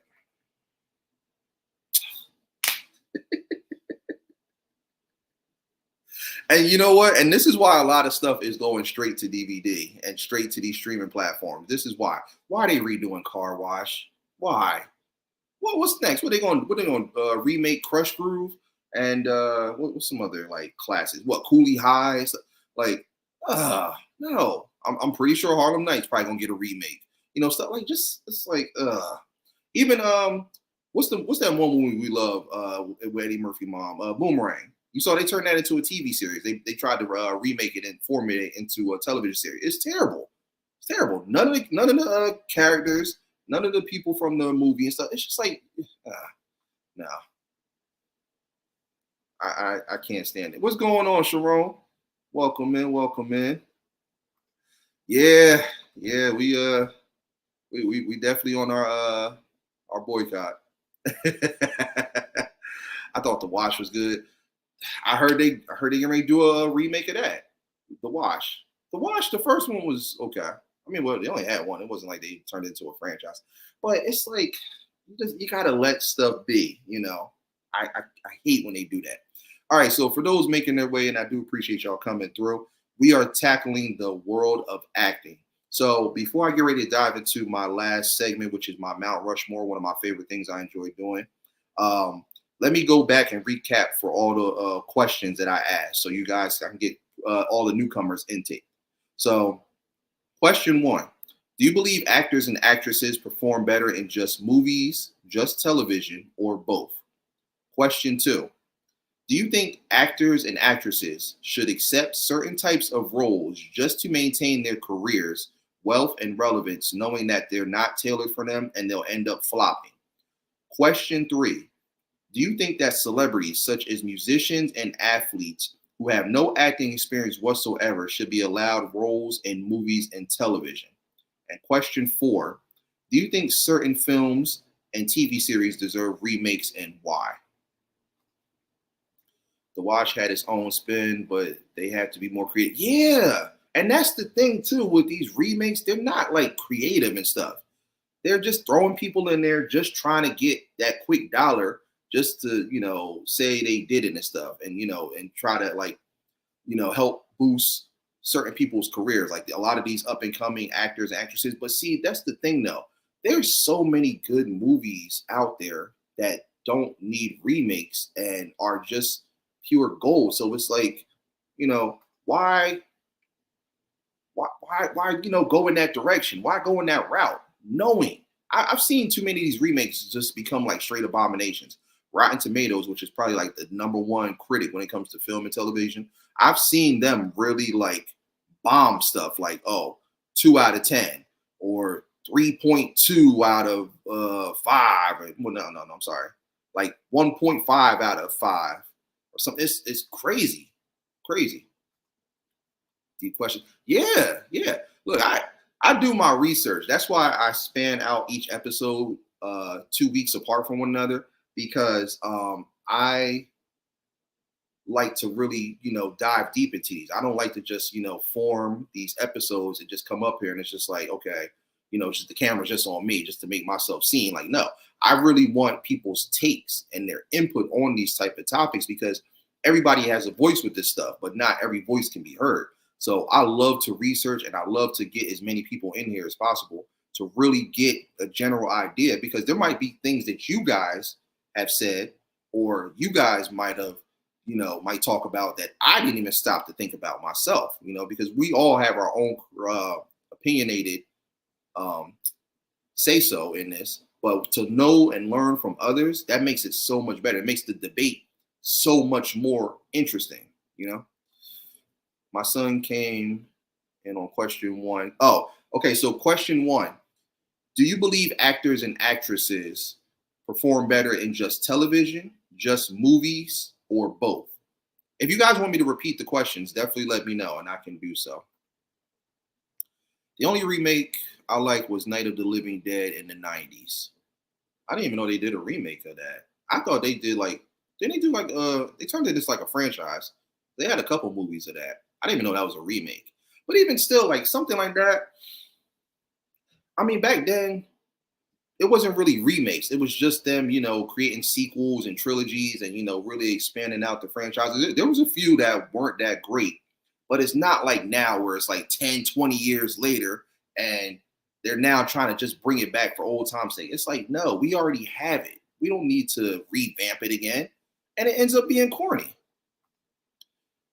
They trying to redo 5 Times of Richmond. Ugh.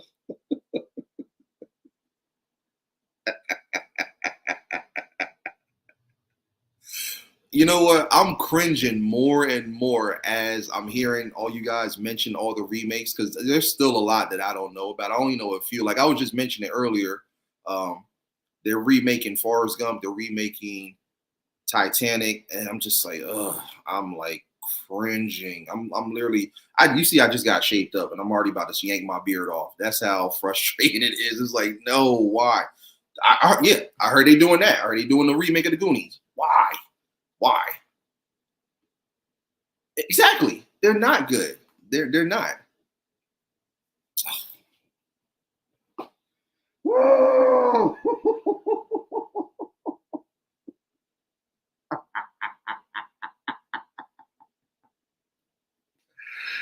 Y'all ever watch those movies and TV shows where they have that like that villainous laugh, like when somebody says something that pissed them off? It's like, oh, oh, like okay. That's how I feel about that statement right there. Remakes, like, why? The Fugitive? For what? It was great. They can't duplicate what Harrison Ford did. Why? Why? And Home Alone, after Home Alone 2, that was it. It just bombed. So, what? I got a woosah. Like Martin and Bad Boys. Whoo, Lord Jesus. I'll just say it. Yeah, they do, Sharon. They have to stop and they have to hammer time. Both. Like, oh, no. Like, just, it's not creative. It really isn't. At all. I'm just saying it's upsetting. Very, very. Yeah, they were terrible. Everything after 2 was terrible. It was terrible. Like, it was bad because they didn't even have Macaulay Culkin in it. It was like all these new people. It was just like, all they basically did was just come up with more creative traps for all the burglars and the robbers and stuff. That was it. Other than that, it's like, it was terrible. Abomination. The kid was bumped. Oh, yeah. They tried. Yeah, they really did. They tried their best. And I think they had to know it was going to bomb. They had to know it. I believe they perform better in TV than movies because after researching United States patents, our government lists TV as the nervous system manipulation device. See? That's the type of stuff I like to hear. I didn't even know that. I just think they have more, it's more creativity, more range, because like Dees was saying before he left out and stuff, movies is kind of like, one and done.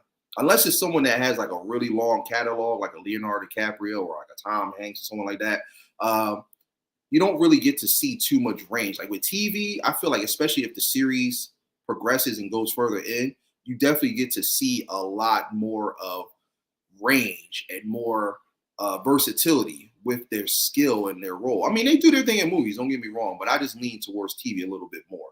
So, yeah, these damn remakes, it's like, just stop it. This makes you not even want to go to the movies half the time or even watch TV because it's just too many remakes. Like, come on, like we got to get back to being more creative, more innovative. Like, hell, why do you think all these fantasy movies and stuff, like all the Disney type stuff, the superheroes, why do you think they're doing so well? Because they know how to be creative and innovative with it. They know how to leave off from what started previously. They could do one movie that does great, and then they can do a follow-up that's just as good, if not better. Like, they should learn from these type of movies and whatnot. Not just bringing stuff back just because they want people to what's that song? They want that old thing back. Like, I mean, we do, but not in this fashion, not in this format. I'm all about the old school. I came up with that, but not everything can be duplicated. It just can't be when it's already just pure gold. I give you a perfect example. One of my favorite TV shows coming up when I was a kid, Soul Train. They tried to bring it back. No. You can't duplicate what Don Cornelius did. No. I get it. I get the nostalgia and all that, but they weren't even dancing like they did in the old school Soul Train. Trying to bring back the bell bottoms and the fros and all. It wasn't working. It wasn't. They even tried to get somebody to look like DC. No. You can't match that fro. You can't match them glasses. You can't match that 3-peat members only suit. You can't do it. You just can't do it. No. So this is my public service announcement. Stop with these remakes. Start getting more creative with movies and television stuff. Even like television right now. I'm seeing so many shows that are so creative and so dope. Stuff that I would probably pass up on ends up actually being good. I'll give you an example. That show Issa Rae did, even though it's over though, Insecure, I passed up on that. But then I actually sat and watched it and I was like, oh, this is actually pretty dope. She did her thing with that. And now I think she has a new one out. I think it's called Rap Shit. I'm actually thinking about watching that because just from the trailers I've seen, I'm like, looks pretty interesting. That's what I'm saying. Like, they need to spend more time getting back into the creative bag than just throwing something out there and just saying, all right, here you go, enjoy. No. No. Hold on. I'm sorry. I had to vent. Okay. Repetition is key to brainwashing. Exactly, AK, exactly. I think actors perform better when they have more time. An example, movies.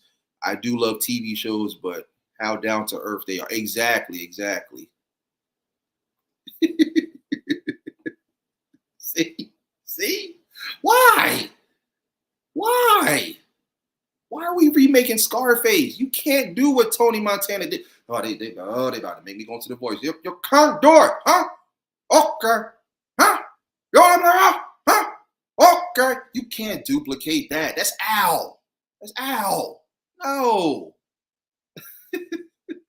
I don't know who sings the song. It's called Oh No, Oh No, Oh No. But that, like, just the way you said that, Mom, that's how I feel with this stuff. Oh my God. The Bible says believing come from hearing the word of God, the same as any outlet. Anything that you hear constantly, you believe. Exactly, Sharon. Exactly. Soul Train was awesome. It was. But this revamped version that they did, no. Dear God, no. It was everything. So why would you try to bring it back and think that you could remaster something that was already great? I hate it. It was a good show. And that's what I'm saying. People like that, people like Issa Rae and other writers like Larry David, he's another one. With Curb Your Enthusiasm, creativity. That's what they need to get back to. Get back to the essence of just thinking outside the box and doing stuff that you may not think is going to work, but it ends up working. Curb Your Enthusiasm is a dope show. I'm just throwing it out there as an example. I love it because it's just like Seinfeld. It's damn near pretty much, it's like neck and neck almost in a sense. I mean, of course, you're probably going to put Seinfeld over the Curb slightly more because of the longevity, but Curb is like right there with it though.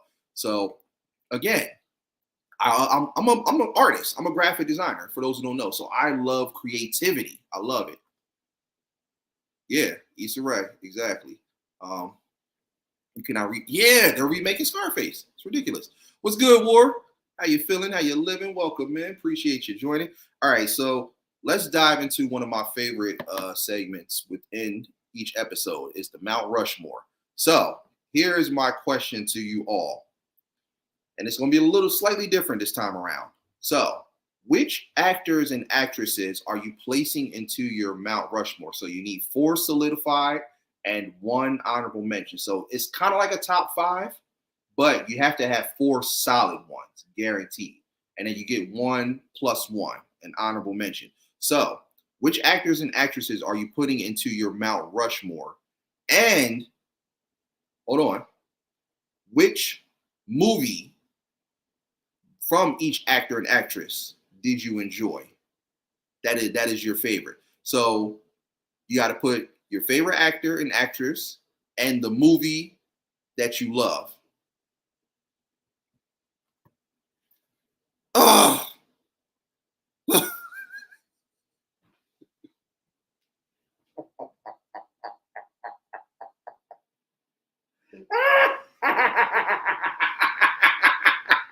Splash. Why?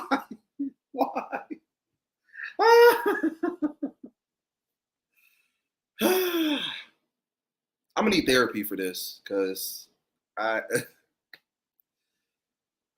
okay.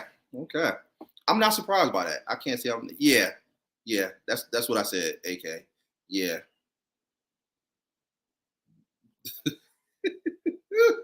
WTF, and I got a new one. WDH. What the hell? Why? Ugh. Said I can't choose on that one. Just try. I mean, hey, look, no pressure if you can't do it. I know it's tough, but like I said, this is why I do this, because I love to challenge the mind. I'm all about creativity. So anytime I can do this type of stuff and make you guys think, I know my job is done. Mission accomplished. That's hard. I do love some Goldie Hawn though. Overboard Death becomes her first wives club. It's tough, but think of it like this: if you had to pick one, I know you love their catalogs and stuff. I love their catalogs too. But if you had to, which one stands out the most from that actor and actress, and put that into your Mount Rushmore? I know it's tough, y'all. I know it is, but it's possible. Anything is possible. So if it makes it easier for you, I'll give you guys mines, because it took me some time. That's what I said. That's why I take at least 2 weeks to do my research and stuff and really think about this type of stuff. Like I said, I don't just like to just do these episodes just for nothing. I really like to challenge the mind. So here goes mine. Samuel Jackson, Pulp Fiction. Loved Pulp Fiction. He did his thing. I'm pissed that he didn't win. I mean, John Travolta did his thing too, but Sam should have got something for that, because that role was iconic. Greasy Jerry curl, just the way he was talking, all his memorable lines. I mean, classic. So Sam Jackson, Pulp Fiction. Denzel Washington, Out of Time. I just love that movie. I love how, how he had to be quick on his feet with everything. It was just like, it was almost like a video game, but just in like real life format, just so dope how that whole movie played out. And then even like the plot twist at the end was just like crazy. I love that. Denzel did his thing in that movie right there. I'm trying to remember one of my favorite scenes. I don't know if you guys ever seen that movie, Out of Time. If you haven't, definitely go check it out. It's really, really dope. There was one scene where he was fighting this guy in a hotel, and he ended up killing him. Because the guy was trying to kill him. And so I remember, like, he was a cop, detective, by the way. So when he ended up killing the guy in the hotel room, somebody called the cops. All the cops end up like swarming the hotel. So he's got to be quick on his feet and try to get out the situation. So I think there was like a briefcase or something with some money, because basically, long story short, he owed money to he basically stole money that he had busted in a drug deal and used it to help out his girlfriend in the movie, which was Sanaa Lathan. And so, long story short, she basically ended up turning on him. But the scene in the hotel, there was one part in particular where he came out he was coming out the back storage room, and one of the cops was making his way around the corner, and Denzel had the briefcase with the money that he retrieved back. So he threw the briefcase in the dumpster, pulled out his badge, and was like, "Hey, they're in. The guys are in. Go get him. And so he goes running in. He closes the door, grabs the briefcase out the dumpster, and goes into his car. Like, that is genius right there. You would never think to do nothing like that, because it's like you got to be quick. Like, oh snap! What do you do in those type of situations? So I love that. Actors: Denzel Washington, Training Day. Okay. Morgan Freeman, Shawshank Redemption. Ooh, I forgot about that one. Michael Keaton, Batman. Okay. And Sam 187. See, it's possible. Ward, do you have an honorable mention? If not, then it's all good. Meryl Streep, Devil Wears Prada, and Death Becomes Her. Okay. Now, between those two, which one would you pick, Sharon? Mandy Moore. Oh yeah. Mandy Moore is dope too. I forgot about her. She's dope. Okay, so I'll give y'all my first two. Al Pacino, Devil's Advocate. And big shout out to my mom, because she is the reason why I love that movie. Like, she had me watch it when I was younger and stuff. That movie is dope. I love Devil's Advocate. He did his thing. Her and I, we have so many memorable lines from that movie. I mean, from start to finish. I just loved it. Like, Al, he did his thing. in that movie. I don't know if you guys seen that, but if not, definitely check that out. Check out all these movies I'm mentioning for those who haven't seen it. But yeah, I love it. Oh, your other comment I did? Which one? Hold on, let me go back up. I'm sorry. I saw you talked about Insecure. You said, is it this one? That's hard. I do love me some Goldie Hawn though. Overboard. Death becomes. I think I did highlight this one. Oh, okay. I'm sorry. Goldie Hawn, hands down. Then Jada Pinkett. Yeah, Jada's good, even though she's kind of nutty right now. Set It Off. Girls Trip. Okay. Angela Bassett, Everyone's Mom. I don't think I saw that one.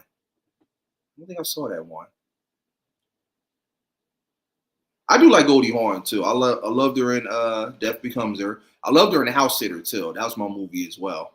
You know what's crazy? I didn't know that Kate Hudson was her daughter. That's crazy. I didn't even know that. So, like I said, I wasn't crazy about Girls Trip. Set It Off was good. Yeah, Jada did her thing in that. I really felt her pain in that movie when they offed her brother. It was crazy.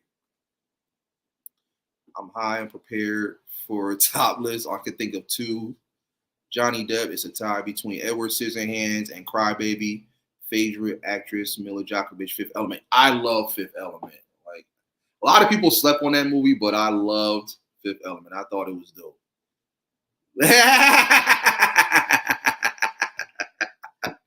One of my favorite lines. Little doubt is multi-pass. She kept saying moody pass, and Bruce Willis he's like, yes, they know it's a multi-pass. Everyone's Mom is not a movie, but she played literally every. Oh, okay. I see what you mean. Oh yeah. Angela is she's a beast when it comes to that. Now here's the thing too. You can mix and match it, and it's not like it has to be specific. Mount Rushmore is one for the guys, one for the girls. You can blend it however you want to. Like I said, I'm challenging the mind though. But I like that you guys are doing both the guys and the girls. So actresses Angela Bassett, what love's got to do with it? Okay. Pam Grier, Foxy Brown, Taraji P. Henson, Baby Boy, and Queen Latifah Set Off. Okay. See, look, it ain't as hard as y'all thought. You know what I like to do? It's like that whole Jeopardy thing towards the end when you got to answer that final question and they got the music going. The do. I like doing that. Crybaby is everything. Okay. All right. Yeah, I'm thinking about throwing it on myself. I might eat some dinner and throw Fifth Element on. That was my movie right there. Set It Off was a good movie. It was very good. Yeah, I loved it. Okay, so who's my? Oh yeah, I mentioned Al Pacino, Devil's Advocate. Love that movie, especially like I said. One of my favorite lines is when Al he looks right in the camera and does that laugh. He's like, vanity, my favorite sin. Love it. Love Al. Al is one of the GOATs, man. Oh, yeah. Another one, Dead Presidents. Are you putting that in your Mount Rushmore or no? I'm not sure. But yeah, Dead Presidents, absolutely. Classic. Okay. Lawrence Fishburne, School Days. Love that. When he ran out to the field, wake up! Powerful. Because that message still applies to this day. We got to wake up. So yeah, and just his whole character in that whole movie, I loved it.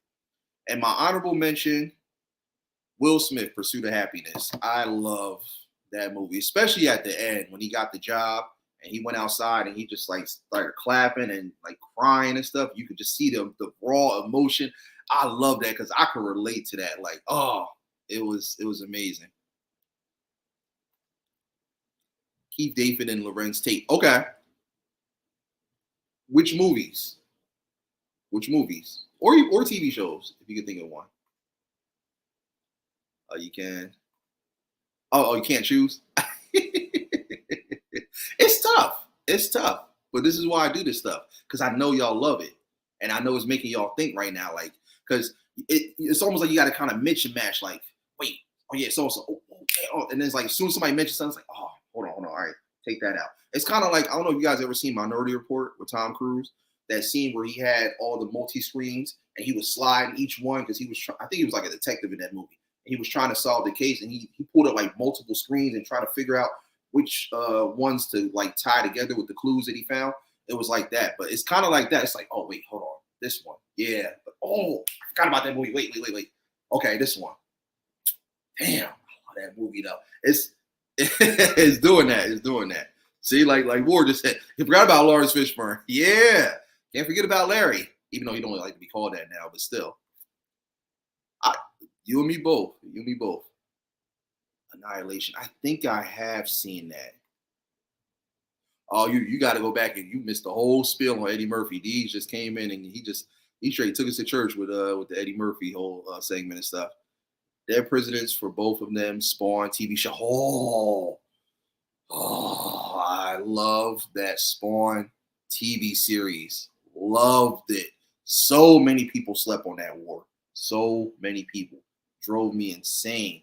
How people I won't say they slept on it, but they kind of snoozed because it was very, very underrated. I think it had like 3 or 4 seasons, but anybody who knows TV and movies knows that Spawn TV series and stuff. That's actually going to be one. I think right now, episode 21. I think anime and cartoons is like the top leads for votes. So that's probably going to be the front runner for episode 21. So we definitely going to be talking about that.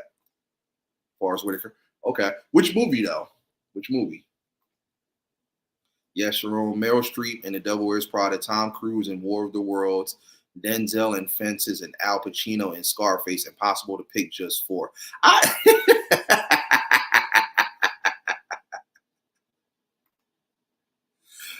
Do y'all hate me for doing this? I just need to know. Do y'all hate me for doing this Mount Rushmore? Because you got to think about it. Everybody has their top 5, but this is my own way of getting creative with it. I hope y'all don't hate me for it. I love it because it's y'all really are thinking right now. It's making y'all think right now. Y'all really got to go back in time, back into the archives. So I love it. I love it. I just don't know if y'all love it, but I think y'all do though. So when I met Keith David, his voice is so soothing. Yeah, he does. He's got that voice. Hey, you know what? See, now I'm thinking about even though he wasn't the main person in the movie, I'm thinking about Requiem for a Dream. Loved him in that. He did his thing. I agree. That's the only Tom Cruise movie I like. I don't think he's a great actor. Wow. That is so funny that you said that because that's actually, I had a side debate with my brother about this. Now, let me ask you guys. My brother thinks that Tom Cruise is the last greatest action star. I think he was probably like drunk or on Quaaludes or something. I don't know. But he thinks Tom Cruise is the last greatest action star hero. And I looked up his catalog from 2010 to 2020, like over the course of the last decade. That's what he said. I'm like, no, absolutely not. Because honestly, if you look at his catalog from 2010 to 2020, the only real movie worth even mentioning was the Mission Impossibles. But yeah, I was like, no, there's so many other people that are like action stars that are way better, that have a much better catalog in that decade. I'll put the Dwayne Johnson, The Rock. I'll put his 2010 to 2020 catalog over Tom Cruise's. Like, where is Cheech, Mom? Where is he at? He needs to come in here and defend himself or give us some type of better explanation. Because I didn't understand that one. Honorable mention for actresses, Loretta Devine. Oh, yeah, I love Loretta. Loretta's another one, too. She's like Angela Bassett. She kind of does, she's good at playing that mom role. Even like the grandma stuff. She excels well at that. Heavyweights is a great movie. Oh, man. Heavyweights. I forgot about that movie. Tom Cruise. Oh, wow. Hey, look. Hey, Mom, get Cheech so he can see this highlighted comment right here. She said Tom Cruise is a horrible actor. Now, okay, here's the thing. I'm not the biggest Tom Cruise fan, but I won't completely put him under the bus because he did have some dope movies. He had Rain Man. He had Interview with the Vampire. I did like that one. I did like the Mission Impossible. Like I liked it in the beginning, not so much now. I just feel like it got kind of repetitive. What's the one that I like? I liked A Few Good Men. I thought that was good. I liked him in Tropic Thunder. He did his thing. Damn it. It's one movie that he did. Risky Business. I like Risky Business. Jerry Maguire. He did his thing in that one. Trying to think.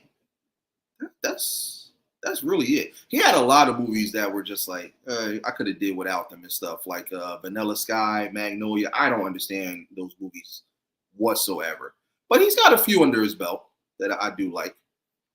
Okay. We think alike. I just said that too. The only movie I liked from him was Mission Impossible. That's not the only movie I liked, but I liked his earlier Mission Impossibles. Now it's just like way too many. He's trying to kind of go in like the James Bond route. And I'm just like, nah, not everybody can do that. Wade and Excel was dope. It was dope. Oh, dang. We're going all the way back. Sprung. I was just watching that not too long ago. Sprung was that movie. Cheech and Chong.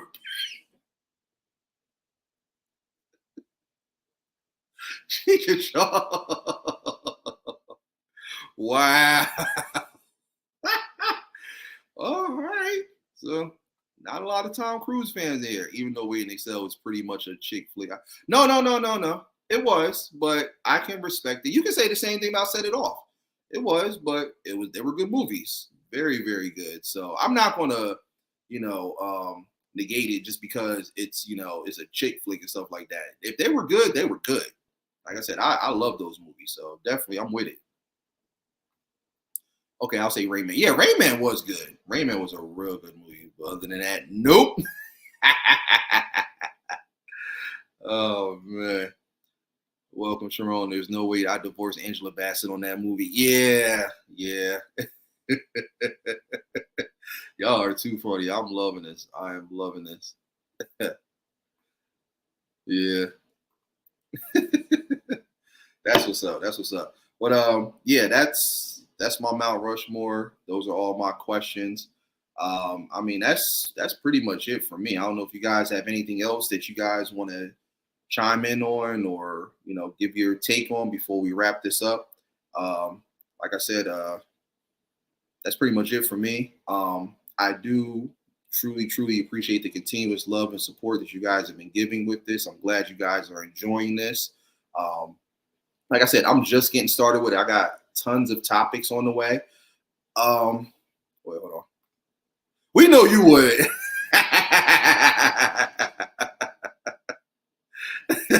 All right, Ward. I got one for you though.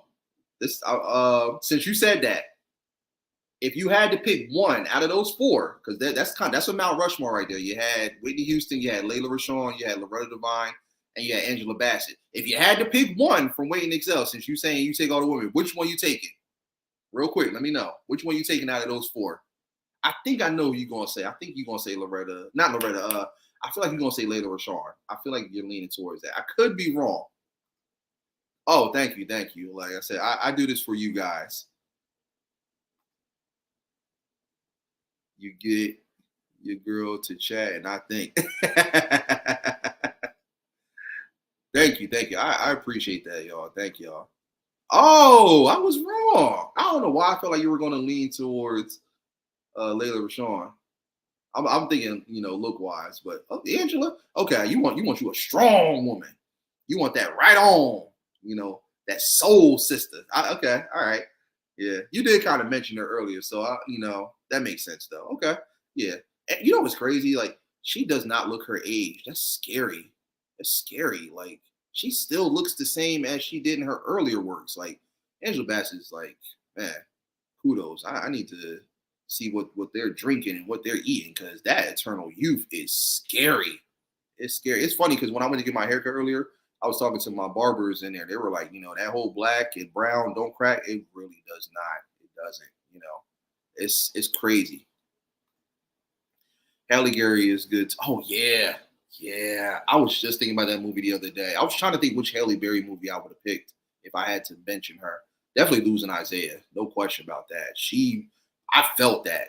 And that's what Deej was kind of talking about earlier. Like, when you have those roles where you can really relate to it, or you've been in that situation. So it's like, to see it, it's just like, yes, like, I'm with you, or like, I feel you, brother. I feel you, sister. It's that. Oh, Yeah, she could have did without Catwoman. That was just terrible. I know Warriors. I know he likes it for other reasons that I'm not going to mention. But Catwoman, that was a terrible movie. She could have did without that. But yeah. So real quick, just to give you guys an update of what's going on with the debate table. Go to my community tab and cast your vote on what you want the front runner for episode 21 to be. Right now, I believe cartoons and anime is in the lead. I think it's at like 50 or 60%. So it's looking like that's going to be the front runner for episode 21. So we're definitely going to get into that. All the other topics that I listed in that community tab, I'm going to tackle those throughout. So episode 21 through 25 is going to be all those topics that you see on my community tab. So go there now. If you haven't, cast your vote and let me know so I can start getting prepared for those. Episode 20, get ready, y'all. Episode 20 is going to be good. I'm going to be talking about popular music groups. Yeah. And not just one specific genre. I'm talking about all genres. Think of every group that you know in music. Past, present, future, we're going to be talking about it. Hip hop, R&B, country, alternative, electronic, reggae, all of them. Like I started already kind of doing my research early and getting everything together. But yeah, we're going to talk about that because I had a debate with my cousin, Travis, his fiance, Janelle. She claims that NSYNC is better than the Backstreet Boys. And I said, you must be crazy. Like Mr. Clarence on Come to America. You must be out of your goddamn mind. Ain't no way you going to put NSYNC over Backstreet Boys. So that's how that debate started. So I'm like, you know what? The gears in my head started turning. I'm like, yeah. She said NSYNC is better than the Backstreet Boys. I'm like, you are nuts. No. Backstreet Boys gave birth to NSYNC. NSYNC wouldn't exist if it weren't for the Backstreet Boys. Backstreet Boys had one of the most iconic songs out there. Everybody, yeah, rock yo. They still bump that to this day. Don't get me wrong. NSYNC got bangers. They got bangers, but I'm going to get into that a little more. Yeah, exactly. They've been around longer. They got a bigger catalog, better songs. But I ain't going to sleep on NSYNC. NSYNC got bangers. No, not even. They're called, oh, dang. I ain't going to say that because I liked NSYNC. I did like them. Yeah, she said that. And me and my cousin, we were both like looking at each other and looking at her like, you, what? You putting NSYNC over the Backstreet Boys? She even said that she likes them more too. She also mentioned that, so I can't disregard that. But I'm like, nah, you can't throw shade at DSB. They were the truth. So that's going to be the next episode 20, popular music groups. And I already got my questions. Definitely going to do the Mount Rushmore for that one. So be on the lookout for that. But as always, y'all, thank you guys. Truly, truly appreciate it. Thank you for all your condolences in regard to my friends passing of their father, Daniel Maitre. Rest in heaven. We love you. We miss you always. Again, make sure you guys like, comment, subscribe, and most importantly, hit that notification bell. Anytime I go live, come through, kick your feet up, relax. My home is your home. You already know what it is. And remember, the 4 beautiful things that make this world go round: peace, love, positivity, and prosperity, always. So thank you. Exactly. Back streets back. All right. Like, yeah. Don't, like I said, I'm gonna get too into it. I'm gonna wait till episode 20. So 2 weeks from today is episode 20. That is going to be, I gotta check again. I think that is the 23rd. Yeah, the 23rd. So mark your calendars, save the date, hit the notifications, come on in. We definitely want to talk about that because you guys know I love music. Yes, thank you. I truly appreciate it. So until next time, I'm Jay, Big Daddy Beard. This has been another episode of the Debate Table. In the words of Russell Simmons, thank you very much. God bless and good night.